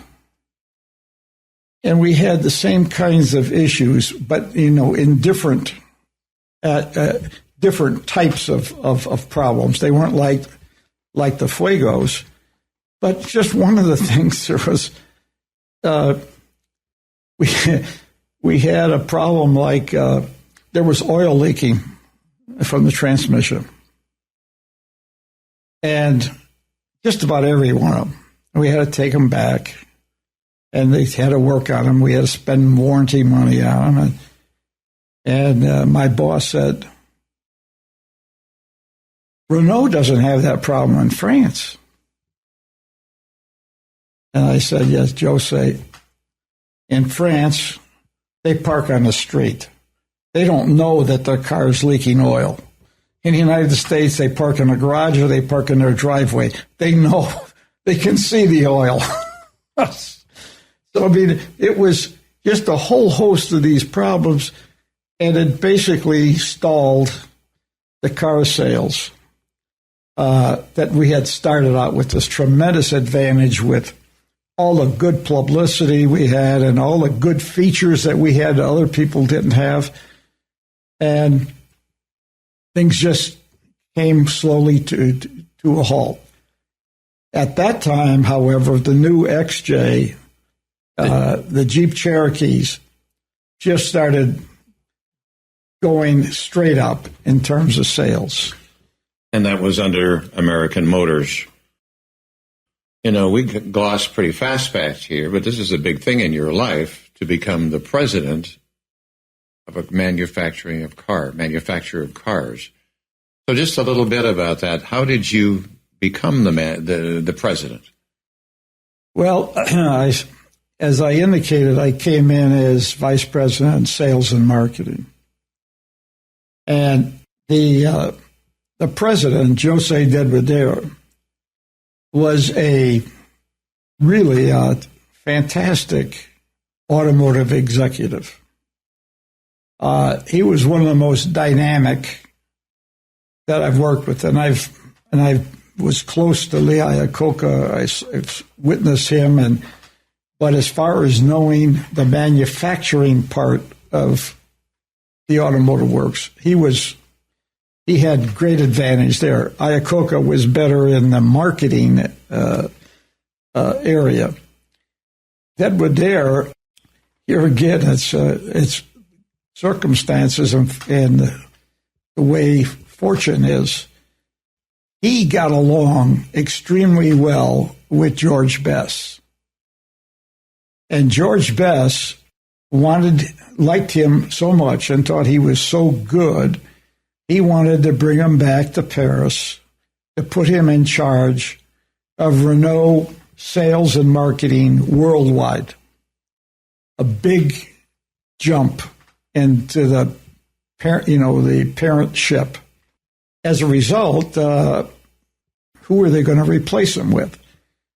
And I wasn't aware of any of that, but I got promoted to COO as his number two, and I had that position for a short time. It must have been 8 months or so before they finally then announced that Dedradero was going to leave and go back to Paris. And we were coming out at that time. We were building a new plant in Canada. We were going to produce a new car called the Renault. And we had all these things going on, and the engineering on the car and the all of the procurement of parts that went into it, the engineering of it. And this Renault Premier was going to be our star, and it was one that we did the work on. We had some components from Renault, but it was really an American Motors built engineered vehicle. So the board, they found out about it. The independent directors, not the Renault directors, the independent directors found out about it. We were going to start to import another car called Renault Medallion. It was kind of an intermediate size car. And we went to Brussels, and we were going to visit a plant that was producing this car. So on the way over, they took a plane that had, as those, those continental flights, they come into New York City, they turn around and they go back to Paris. So the plane had French newspapers, and one of our independent directors knew French, and he would read the French newspapers. And in there was an article that said that George Best is bringing José Dedwader back to Paris. And so he went up and down the plane to the other guys and said, "Do you know this?" And nobody, of course, knew it. And they said, he can't do that. We've got all these things going on. We're going to be, a year away from, the plant's not finished. Blah, blah, blah, blah. So when they landed, they were in a tizzy. They called a meeting with Dedwader, which I attended, and they started in and said, you can't leave now. What can we do?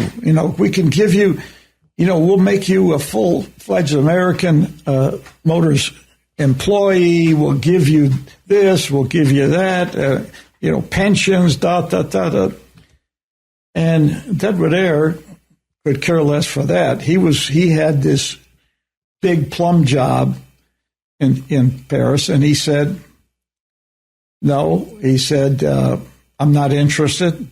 This job is bigger and more important. Plus, I'll be able to help you. In this position, I can give a lot of help to it.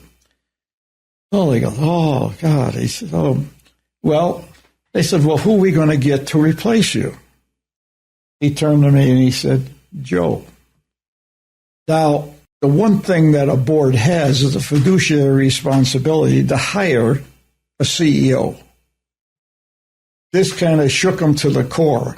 And they said, well, that's something that's going to have more discussion. And Jose said, well, tonight we're going to have, after we make the plant visit, we're driving to Paris, and we're going to have dinner with George Best, and you can explain, your concerns to him. That evening, we went to what used to be a hunting chateau. The waiters all wore white gloves, and the service was impeccable, great food. And we were sitting around a little larger than this, of course, a rectangular table.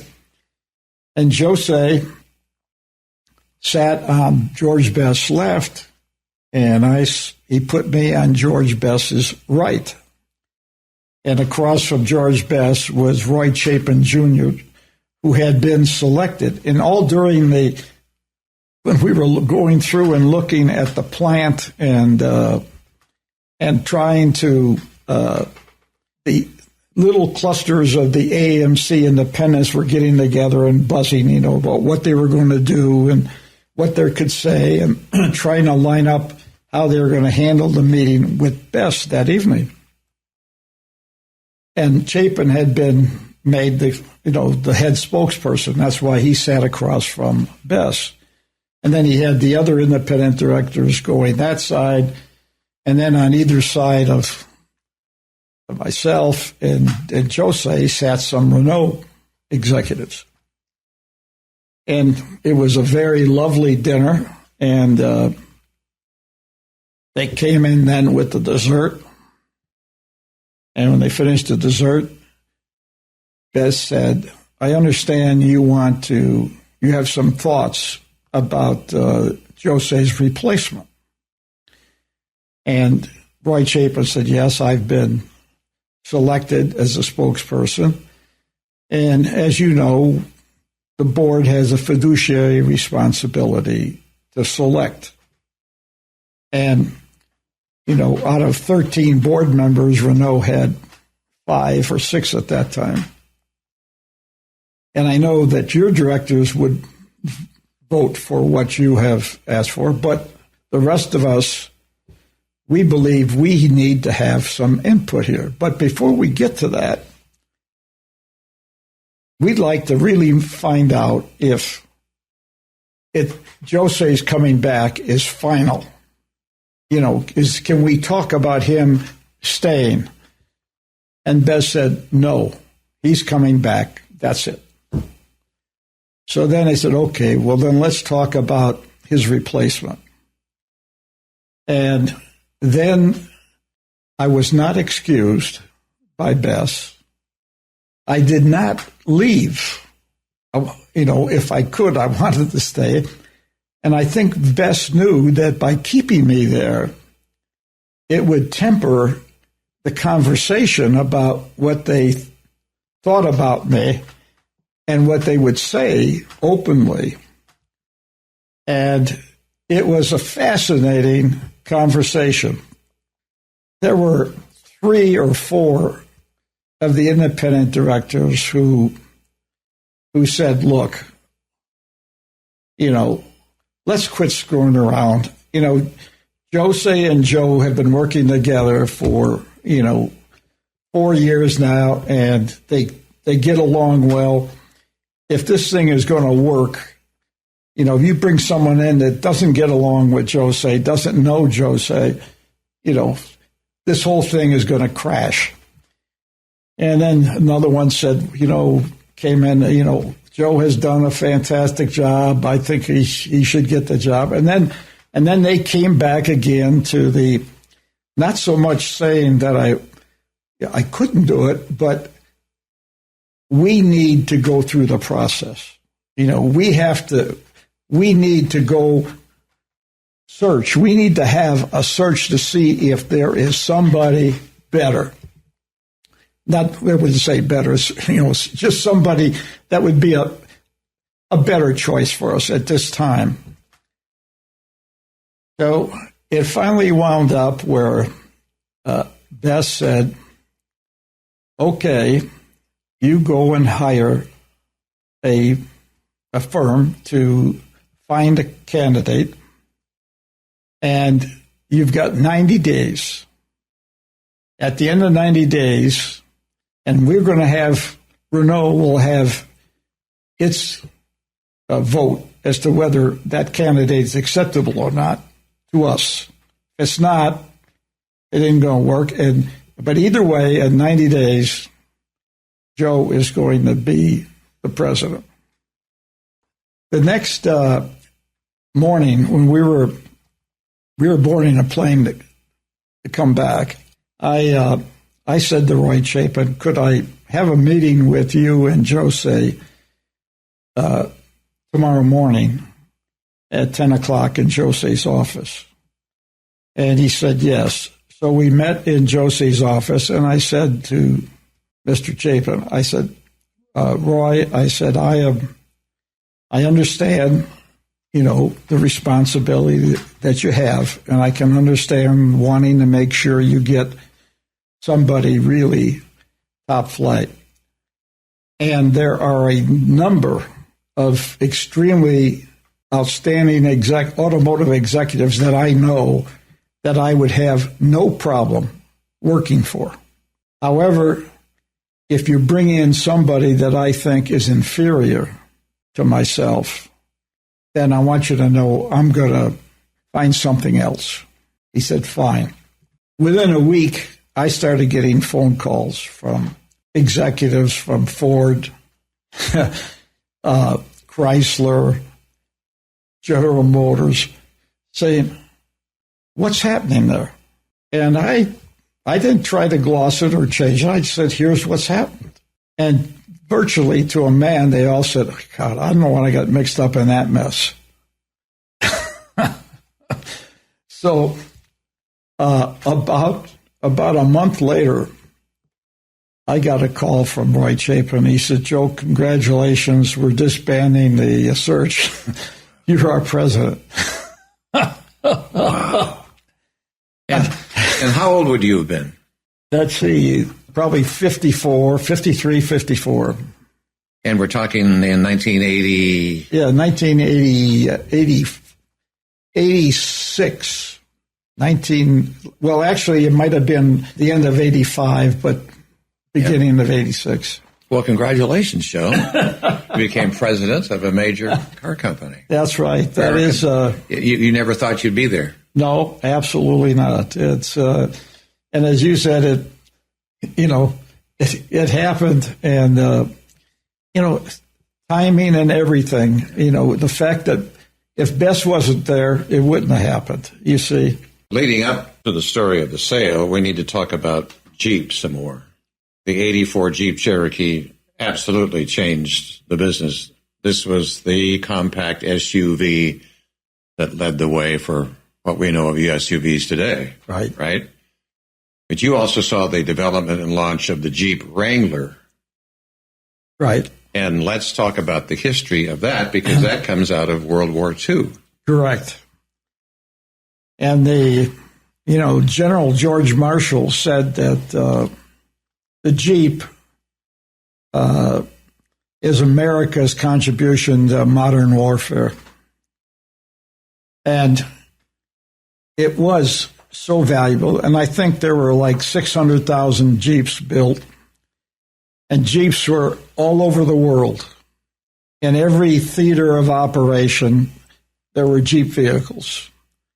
And in fact, that was really the value. I think next to Coca-Cola, Jeep was probably the American brand that was best known throughout the world, internationally. And after the war, Willys, who was producing the vehicle, and it turns out that there was another company, a small company, that had the design that Willys took and then started building, and then the government went to Ford and said, we'd like you to build the same car. So it's kind of like you and your wife are going to get divorced and you're going to use the same attorney. Yeah. Yeah. So Ford and Willys really built the big volume, and Kaiser bought Willys. And then after the war, Kaiser, you may have remembered something called the Kaiser Fraser car. They thought they were going to get into the automotive industry, pretty much like our friend Mr. Musk. And it's a tough industry. You got to have a lot of money, and you got to go do a lot of things, and very tough. I want to ask you, the name Jeep, I think there's different opinions on how the Jeep became known as a Jeep. I have it here that Eugene the Jeep was a character in the Popeye comic strip, a mysterious animal with magical or supernatural abilities, and it appeared first in 1936. And so you may have your idea or opinion or knowledge of how the name Jeep came about. It was really simpler than that, I think. The government designation for the Jeep vehicle was general purpose, GP, number so-and-so. So it was called a GP. And so it quickly went from GP to Jeep with the military people. Say that to me again. GP, general purpose. You know how they... Oh, but that would be spelled G... Well, that's just GP. But what I'm saying, and when they start to use the name GP, it evolved into Jeep. Okay. And then there's another way.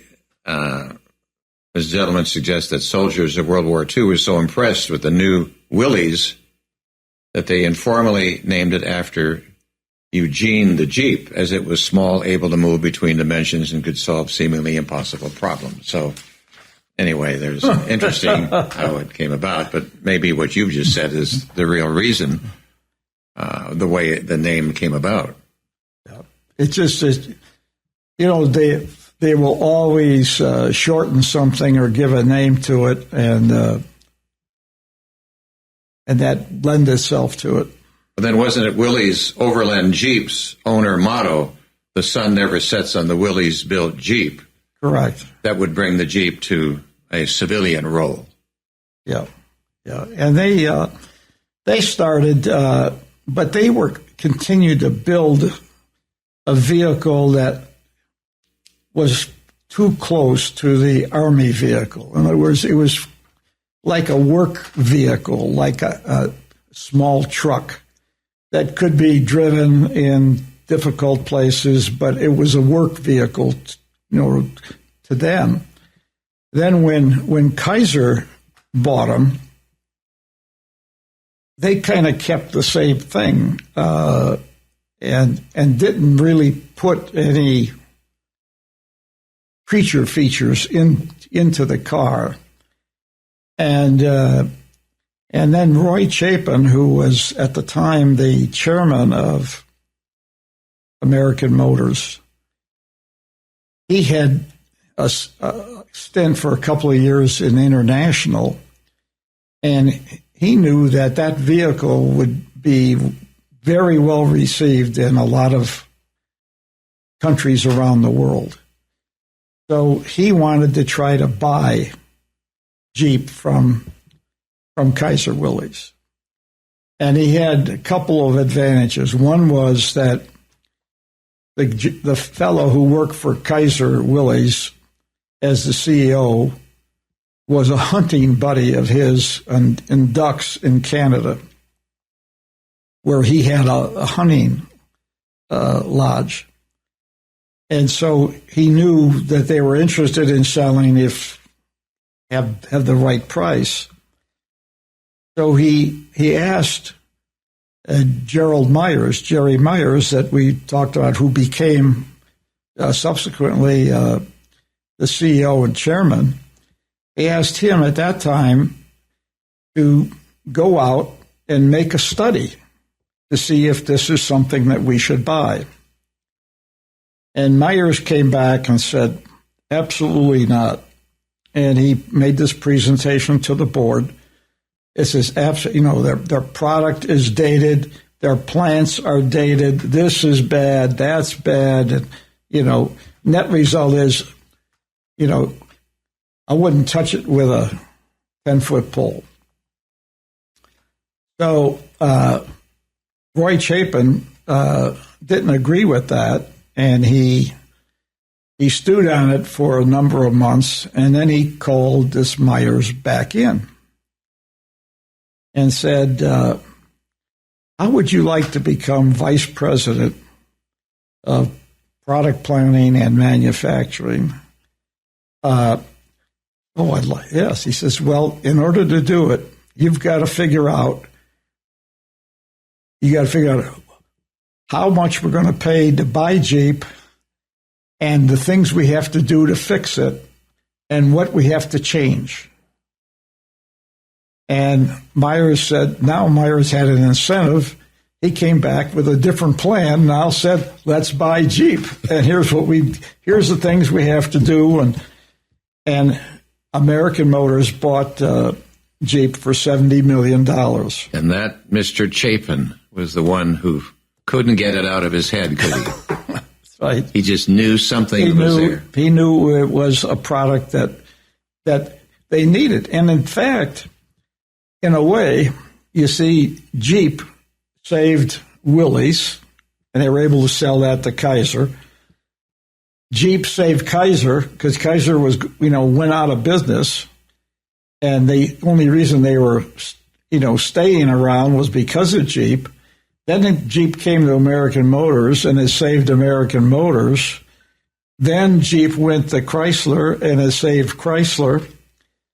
And I can mention what the contribution has been of Jeep and Chrysler, and now it's saving Fiat.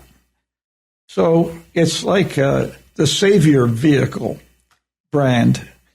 And at Chrysler, for example, the Jeep products were bringing in $2 billion. The minivan was bringing in $2 billion. But the rest of Chrysler was losing $4 billion. So it was a even-Steven game. They weren't losing money, but they weren't making any money. they just had these two products that were propped up and saved Chrysler. Eventually, Chrysler went into bankruptcy, but that was a different factor there. So Lee Iacocca wants to buy American Motors because of Jeep. He really only wanted Jeep originally. He got sucked into buying the whole company, but he didn't want that. He just wanted to buy the Jeep brand. And but he wasn't. He found he couldn't get it that way from the new Renault chairman. Right. So Lee Iacocca became very famous in our country. He had that kind of personality that was outgoing, and he was probably on Larry King and all those kind of things. You were around him. Talk to us about what kind of a person he was up close. Well, Lee Iacocca was actually, no one would guess it, but he was quite an introvert. He was able to give a performance in front of an audience or with news people and telling them his story and his vision and so forth. But as far as friends, he kept a very, very small circle of friends who came all from the Philadelphia district, sales district, where he was. And he brought them up to Detroit, and then he helped move them up. And wherever he went, he took those people with him in every step of the way, because he knew them, he knew what they could do, and he just brought them everywhere he went. And in fact, he ended up taking them to Chrysler when he left Ford. Now, that's because he wasn't comfortable with new people. And, there's a question. I always feel that if you're a great manager, you can go in, take the people that are there, and, get them focused on what you want done and get them to be part of a team. And you don't have to bring all your buddies with you to be able to do that. And I think that's to me, that's a more, more satisfying way, and feel that you have got the ability to really to do something instead of always having to drag your other folks around. And when he would go to and he practiced, and he had people come in that were, experts in elocution and in approaches and writing, and he worked hard he would practice a speech, and he would be rewritten, and it would be this and that. And when he got in front of a group, he was mesmerizing. And his ability to, be bigger than life. You'd go to a dealer convention, and it'd be a couple thousand people. And if you were a bird up high, you'd look and you'd see like the waves moving, and he's walking through, and he's got his cigar, and he's ramrod straight, and he's walking through, and he's nodding to these people and shaking occasional hands, and it was like the emperor was moving through, but he really was shy that way. Now, my wife and I traveled with he and his wife a lot because I had a 3-year stint as the international vice president for Chrysler. And it was kind of ironic because the only international they had at that time was American Motors International. where we were building Jeeps. Chrysler used to have one, but as part of the government refinancing Chrysler earlier, they made them divest of all of their international operations. So they really had only U.S.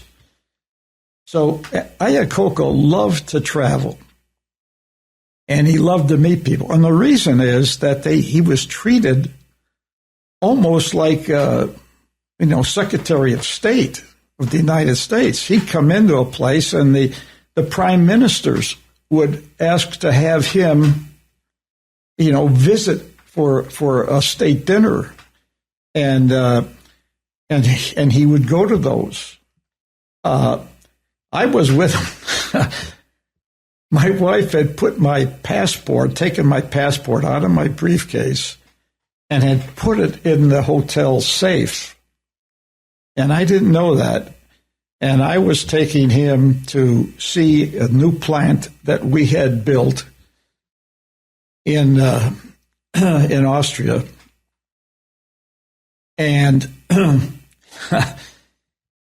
and I found out on the way I didn't have my passport. Now, I'm in charge of these plants and these operations, and if I can't get into the country, but when we land, private plane, the Gulf Stream, we go through where customs is, and everybody, all kinds of people are there to see Iacocca. And I'm just staying close to him, and I don't show a passport or anything going in, going out, going back to Germany. I mean, it was like, holy moly! It's you're traveling with a celebrity. He was your passport. That's right. Yeah. Charisma. That's what you call charisma, isn't it? That's it. And so, it's amazing because you would think he would be. Now, when he's with his friends, he'd let his hair down, and his language was really salty. And, I mean, I heard quite a bit of it when he had these other people around him. And one morning we were there to take him to meet with Johnny Agnelli in Rome, and I was there with Steve Miller, who was he? Agnelli. Johnny Agnelli was the patriarch and head of Fiat, and all the things that Fiat owned, like Lamborghini, etc. He was a Ferrari, rather, and he was like Lee was. He was that way in Europe. Wherever he went, he was, again, next to the Pope, he was probably the next rock star there. And we got there early because we didn't want to, you always want to be ahead of time. And there were one of his wife's friends, and the kind of people those, when you got 55, 60-year-old women in mini skirts, and they've had all their beauty facelifts on. These are different people. These are California people because his wife was from California. And there was one couple that had to go to Rome to catch a plane, and they were going to leave early. And they got in an argument in their room. Who now? This couple. In the house in the Iacocca bought a villa in Italy. And this is in the villa on the second floor there were a bunch of bedrooms. And this couple, friends of his wife, They were going to go to the airport, got into an argument, and started yelling at one another. And we're waiting for Lee, to come down to leave to go to Rome for this meeting. And all of a sudden, we looked up. We were down in like the foyer. We looked up. Here comes Lee out of his bedroom with his robe on, and he yells out, "Will you two shut the up?" You get to see, a different side. But, he liked to get together with his friends and play cards. But, the other people were there, he knew, but he was never really bonded with anybody else. But he had to like you. I mean, he traveled with you, kept you close, and family. I mean, you're the couples. So the two of you struck it off. I mean, if he didn't like you, he wouldn't have you that close, would he? Well, no. Because he wasn't forced to have you there. Well, he wasn't forced, but in a way he was, because I was in charge of international. Right. So it's hard for him to go in without me to talk to distributors. We had a distributorship operation in Europe, and he'd like to go to Europe, and that's how we sold cars. We sold cars to a distributor who in turn put up warehouses for parts and put their own dealer network in place. And these people are very wealthy people, well connected. Mm-hmm. Well, I want to ask you a question here about designing cars. And maybe you can quickly talk about a team and the process for designing cars, whether for a complete design or for maybe headlights or taillights. Must be brainstorming, must be old-fashioned, just drawing on a piece of paper, and you have different kinds of people that are in that meeting. Is that true? Yes. It's and there's been a big change that has come about in the old way of doing car design. Is you have what I used to call silos. You have styling, and you got a guy who's vice president of styling, and he's got all the stylists. And then you got another silo, it's engineering. And then you got another silo, that's manufacturing. And then you got another silo, and that's purchasing. And what would happen is styling would come up with a design for whether it's an entire car or just a makeover or sheet metal or grill changes or whatever. And then they would go and give the engineers, they say, here's the car and the changes that we would make. So then it goes all the way up. All the engineering guys look, it was all the way up to the top. And finally, engineering said, we can't make that car that way. You're going to have to make these changes. So it comes down that silo and goes over back to styling. Styling reworks it. They send it back to engineering. The engineering goes through it, and they say, okay, fine. Then they give it to procurement, and procurement says, I'm having trouble. I haven't got suppliers who can do this.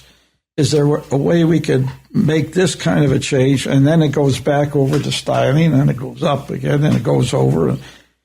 And this is why it was taking 3+ years to turn out a new car. Now, the Japanese were doing it in 18 months or less. And the reason what they did is they had what they call the platform teams. And the platform teams have, instead of it being the silos, they have all of those people are working together as a team.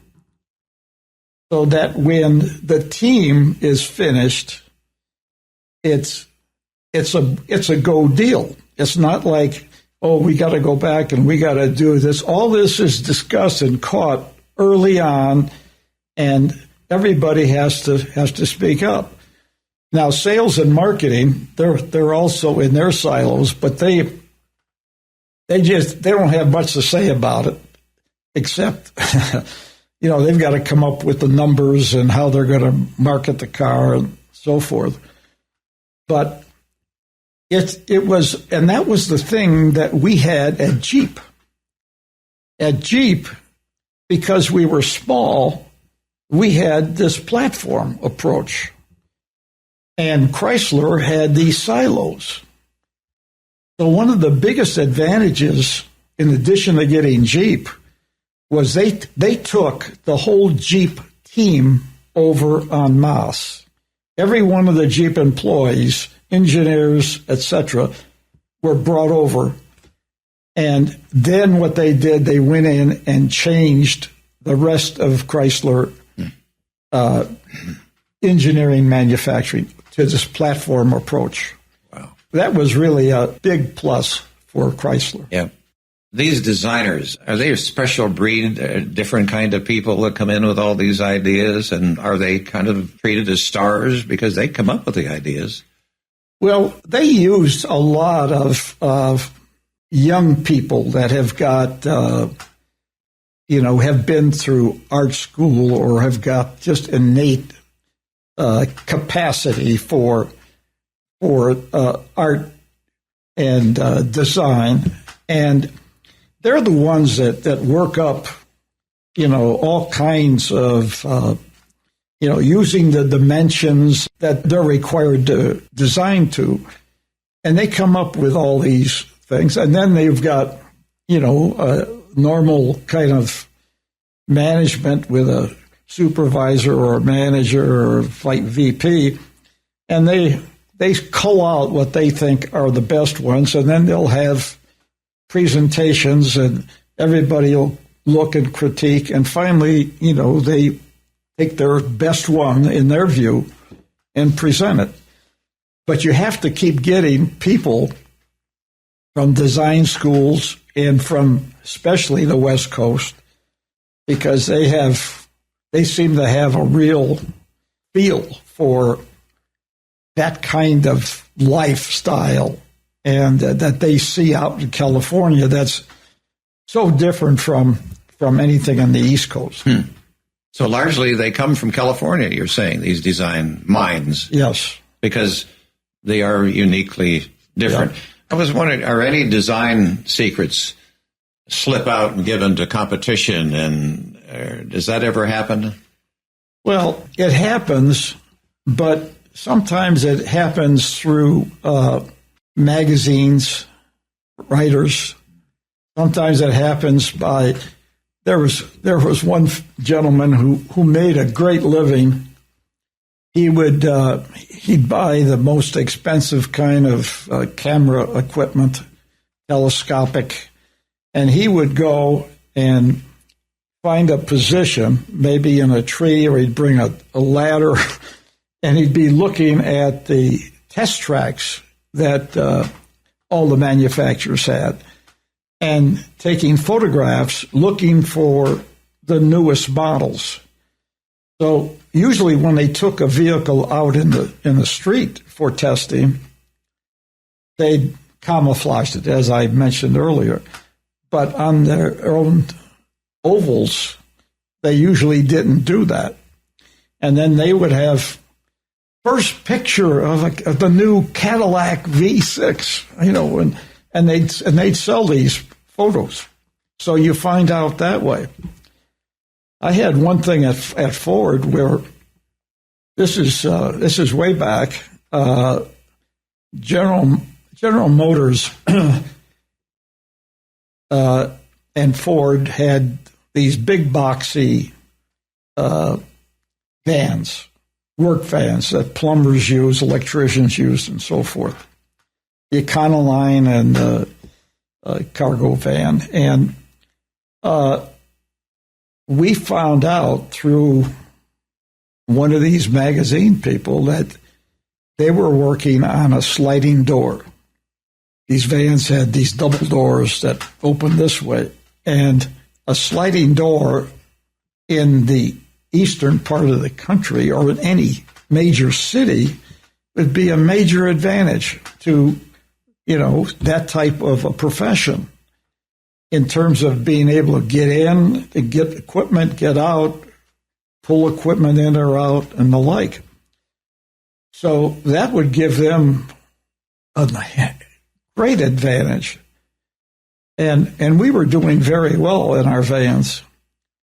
And when I heard that, I said, we've got to put it on the Econoline. And I went to see the product planning people, and I went to see our engineers. And, clearly it took very little convincing to tell them what was going to happen. And they were all in favor. So we put together a paper that indicated, here's what we want to do, here's what it was going to cost, and how much time it would take, and so forth. We brought that up to the vice president of truck operations. And this guy was extremely bright, but he was he could be like a little old lady. And when he made a decision, it was almost like the decision made itself, because he would drag it out so long. He knew more about that particular project than the guys that were doing it. I mean, he would put you through this drill. And the problem is, we used to say that he'd get us in a room and we'd be there for hours. He never had to go to the John. He didn't drink coffee. He didn't drink tea. He was a real Puritan kind of a guy. And and he said, no, we're not going to do it. Why not? I want to see some research. We can't research very well when we don't have, competition isn't out yet, and we don't have anything. So it's just considering what the advantage would be for them in the marketplace if they had it and we don't have it. And they, again, is who? Chrysler. I mean, Chevrolet. Chevrolet. Okay. And he refused to do it unless we could find some way of proving that here's what would cost us in lost sales, or here's how many you could sell. And so you could go out and you would have to build a property and then go out and research it somewhere at quite an expense, when it was, to everybody else, it was like, duh. Okay, what do you have to, they're doing it. We've got to have it to be competitive. And every time we went to him, he'd pound us down on it. And I became a particular target because I was the light truck marketing plans guy. I kept the one always going. And that's, again, one of my faults is if I think I'm right, I will be in your face until you tell me, if I see you one more time, I'm going to fire you. And until they say that, I keep coming back.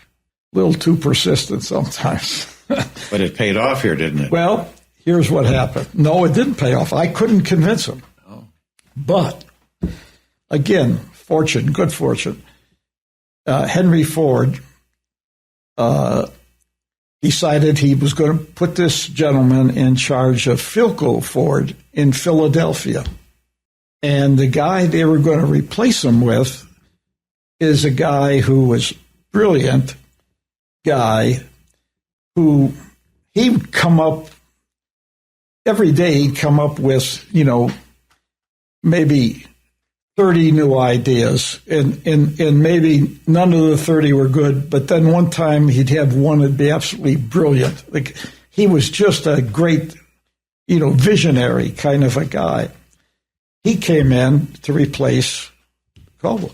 The very first day he was at his job, I had called ahead of time, wanted to have breakfast with him at 6 o'clock or 6:30, whatever it was, in the dining room at the building. I went in and I had this paper, And I talked about it and showed them the paper. We got to have it.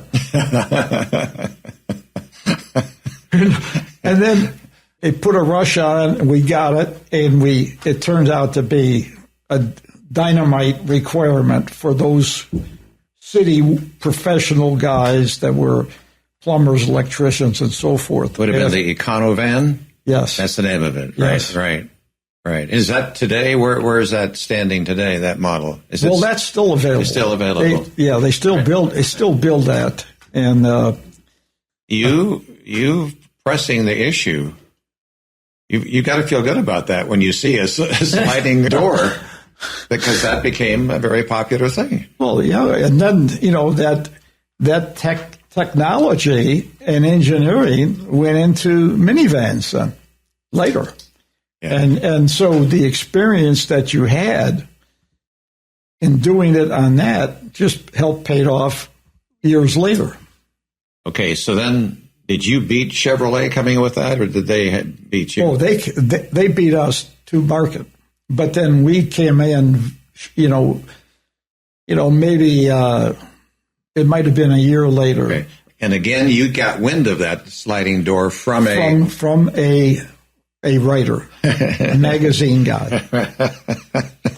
That's an interesting story.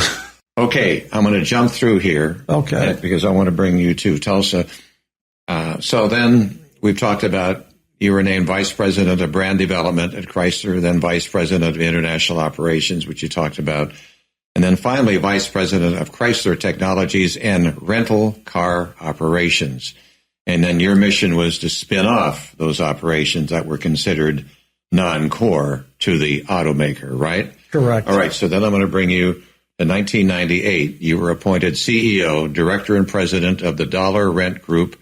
Then you spun Dollar Rent and Thrifty Car Rental from Chrysler, and you placed that merged companies as newly independent company on the New York Stock Exchange. Now, there's a lot of work in what I just said, but that brings you... that brings me to Tulsa. It brings you to Tulsa, right. And it so happened that the car rental companies were headquartered here in Tulsa, but they were losing like $5 million a month. Correct. And you requested, along with your wife, Patty, to move to Tulsa, Oklahoma. Correct. And so then I'll let you take off, kind of give us a synopsis of when you come to Tulsa and what you're doing. Well, I was still trying when I came to Tulsa. I was still trying for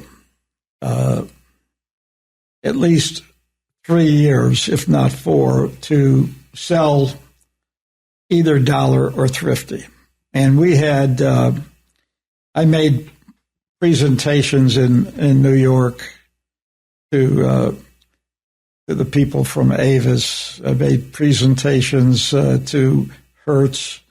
Made presentations to investment bankers, trying to find somebody that would buy these companies. But, when a company's losing money and it's getting all of its products, it's losing money for Chrysler, basically, and it gets all of its products from Chrysler, it doesn't seem to be an attractive idea to buy one of those companies.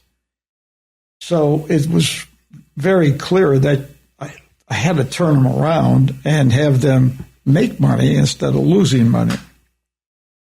And that's where I said it's a question of getting team focus and have everybody working together better. And one of the things was the compensation that was at that time being paid to the Dollar and Thrifty management team. It was extremely below market. And I ended up boosting that, which boosts the morale, and putting in for the senior management, other perks that they didn't have before, like getting a membership at one of the golf clubs, doing things that made them feel good and having sessions at my house, the open house kind of thing, bring people together because the dollar people and the thrifty people didn't mesh well because dollar had basically come from California. In fact, one of the first things I did was require the executives in California to move to Tulsa, including the guy who was president of Dollar was Gary Paxton, and he lived out in Los Angeles. And when I announced what I wanted them to do, Gary said, "Well, I can't do that." I said, "Well, why not?" He said, "Well, my wife has just ordered new curtains." And I said, "Gary, sometimes things happen, and those new curtains are going to look nice when you sell your house to somebody else."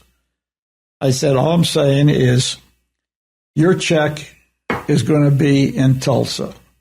If you're not working there to pick it up, you need to start looking for something else."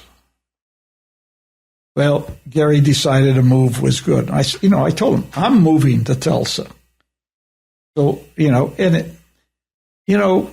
there were 3 hours lost, with the time differential coming to work, they couldn't communicate themselves between Dollar and people because they left in Tulsa. They had like the res center, they had purchasing, they had accounting. If they had questions, they couldn't talk to anybody till they came to work.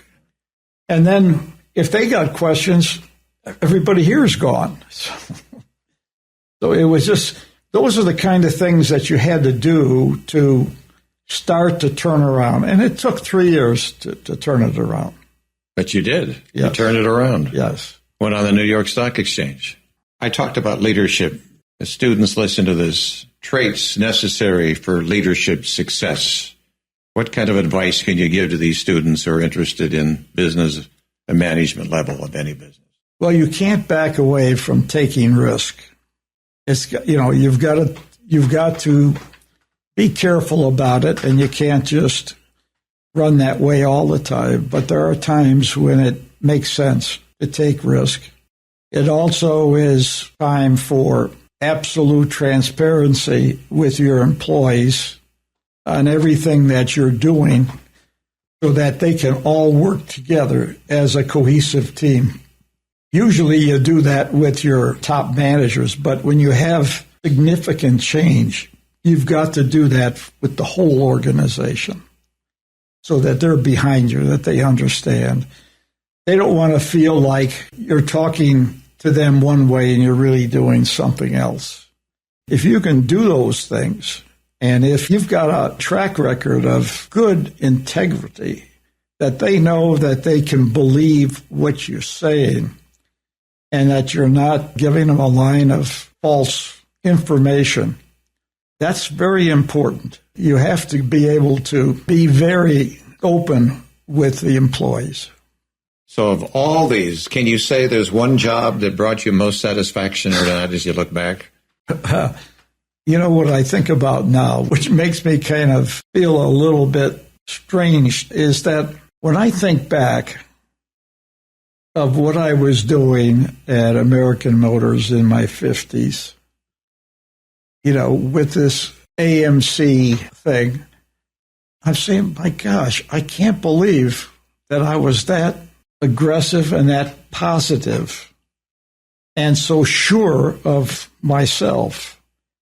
Now that I'm older, I'm thinking, was I out of my element and I didn't know it? But it's amazing how fast you can grow. And if you've got good people to help you, you can handle these things at an earlier age.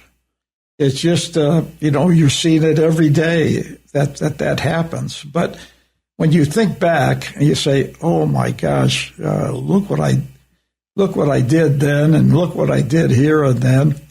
frankly, the most enjoyment I had was way back when I had just the responsibility for sales for the Ford Motor Company in Kentucky and Tennessee. It was really the first time that I had a crew of people instead of just a lot of what I did had where I may have had 4 or 5 people working for me. That was the first time I had a significant number, and we could compare ourselves with other districts of the same size, with what Chrysler and Chevrolet were doing in the marketplace, what my market share was, were we wholesaling all of our cars, et cetera, et cetera. I had all these measures. I really enjoyed that, and it was like having my own little company, but it wasn't threatening because I knew I had the Ford Motor Company behind me. Mm-hmm. It's a lot different when you're like Dollar Thrifty, because after 9/11, the banks started sweating under the arms and around the neck because they were lending a lot of money to us as well as to other people, and they didn't know what was going to happen. They said, what if your used car values drop much further than what you normally plan on? We're not sure that we want to renew our financing. In fact, that's when I went to Washington to talk to some of our senators and congressmen to tell them that we need to make sure that we can continue to get credit, or we're going to be out of business. You know, when you buy 110,000 cars at maybe, let's say, $25,000 or $30,000 a piece, talking it's big money, you have to have financing. And if they're all nervous about it, you got a real problem. And they're nervous because they see, budget went bankrupt. How we know how you guys doing. And so that trip to Washington, did that pay off to help you? Well, I think it did with the help of the financial part of it. I think the banking part to keep everybody, running for foxholes. We talked to John McCain. We talked to our Senator Inhofe and our congressman. At least I told our story. Yeah. So then finally we ask, how would you like to be remembered? I'd like to continue to have, I hope I have now, a good reputation as a good manager, as a person who was very helpful for his employees, that improved their station in life with the improvement of compensation and the way the business was run. Coming from the Ford Motor Company, which has outstanding integrity and has what I think is one of the finest operations in terms of all of the good things that you have in a Fortune 100 company, was very valuable experience. And so you knew how you should act, you knew what controls you should have, you knew what your financial boundaries are, and you don't end up like some of these people do.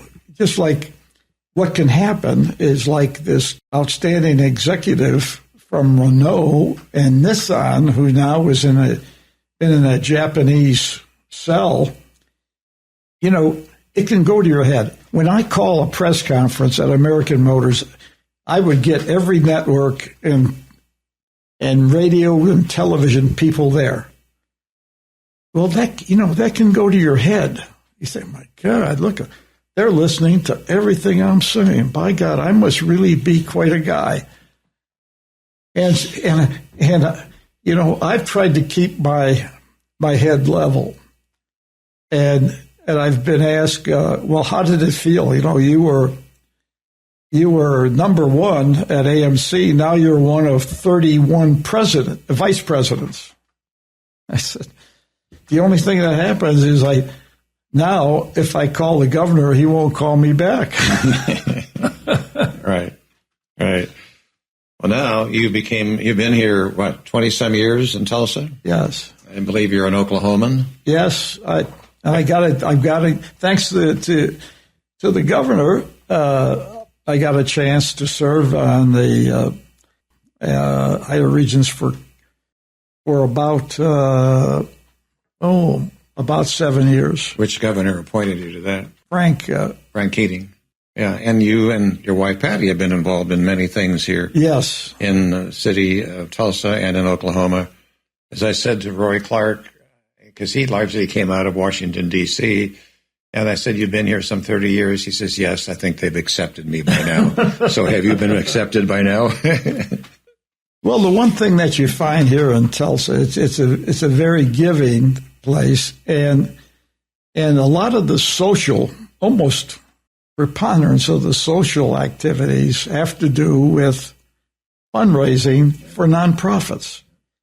And I got involved very early with the United Way and ran the campaign that set a record at that time. It's been surpassed. Chairman of the United Way, been with the Boy Scouts for 26 years here. We've had 3 major capital campaigns.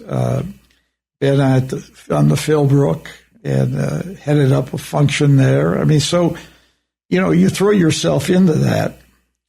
I think what happens, though, when you get to be my age, it isn't, you don't have that same, it's another dinner. Do you want to go to it? Well, I don't feel like going out tonight.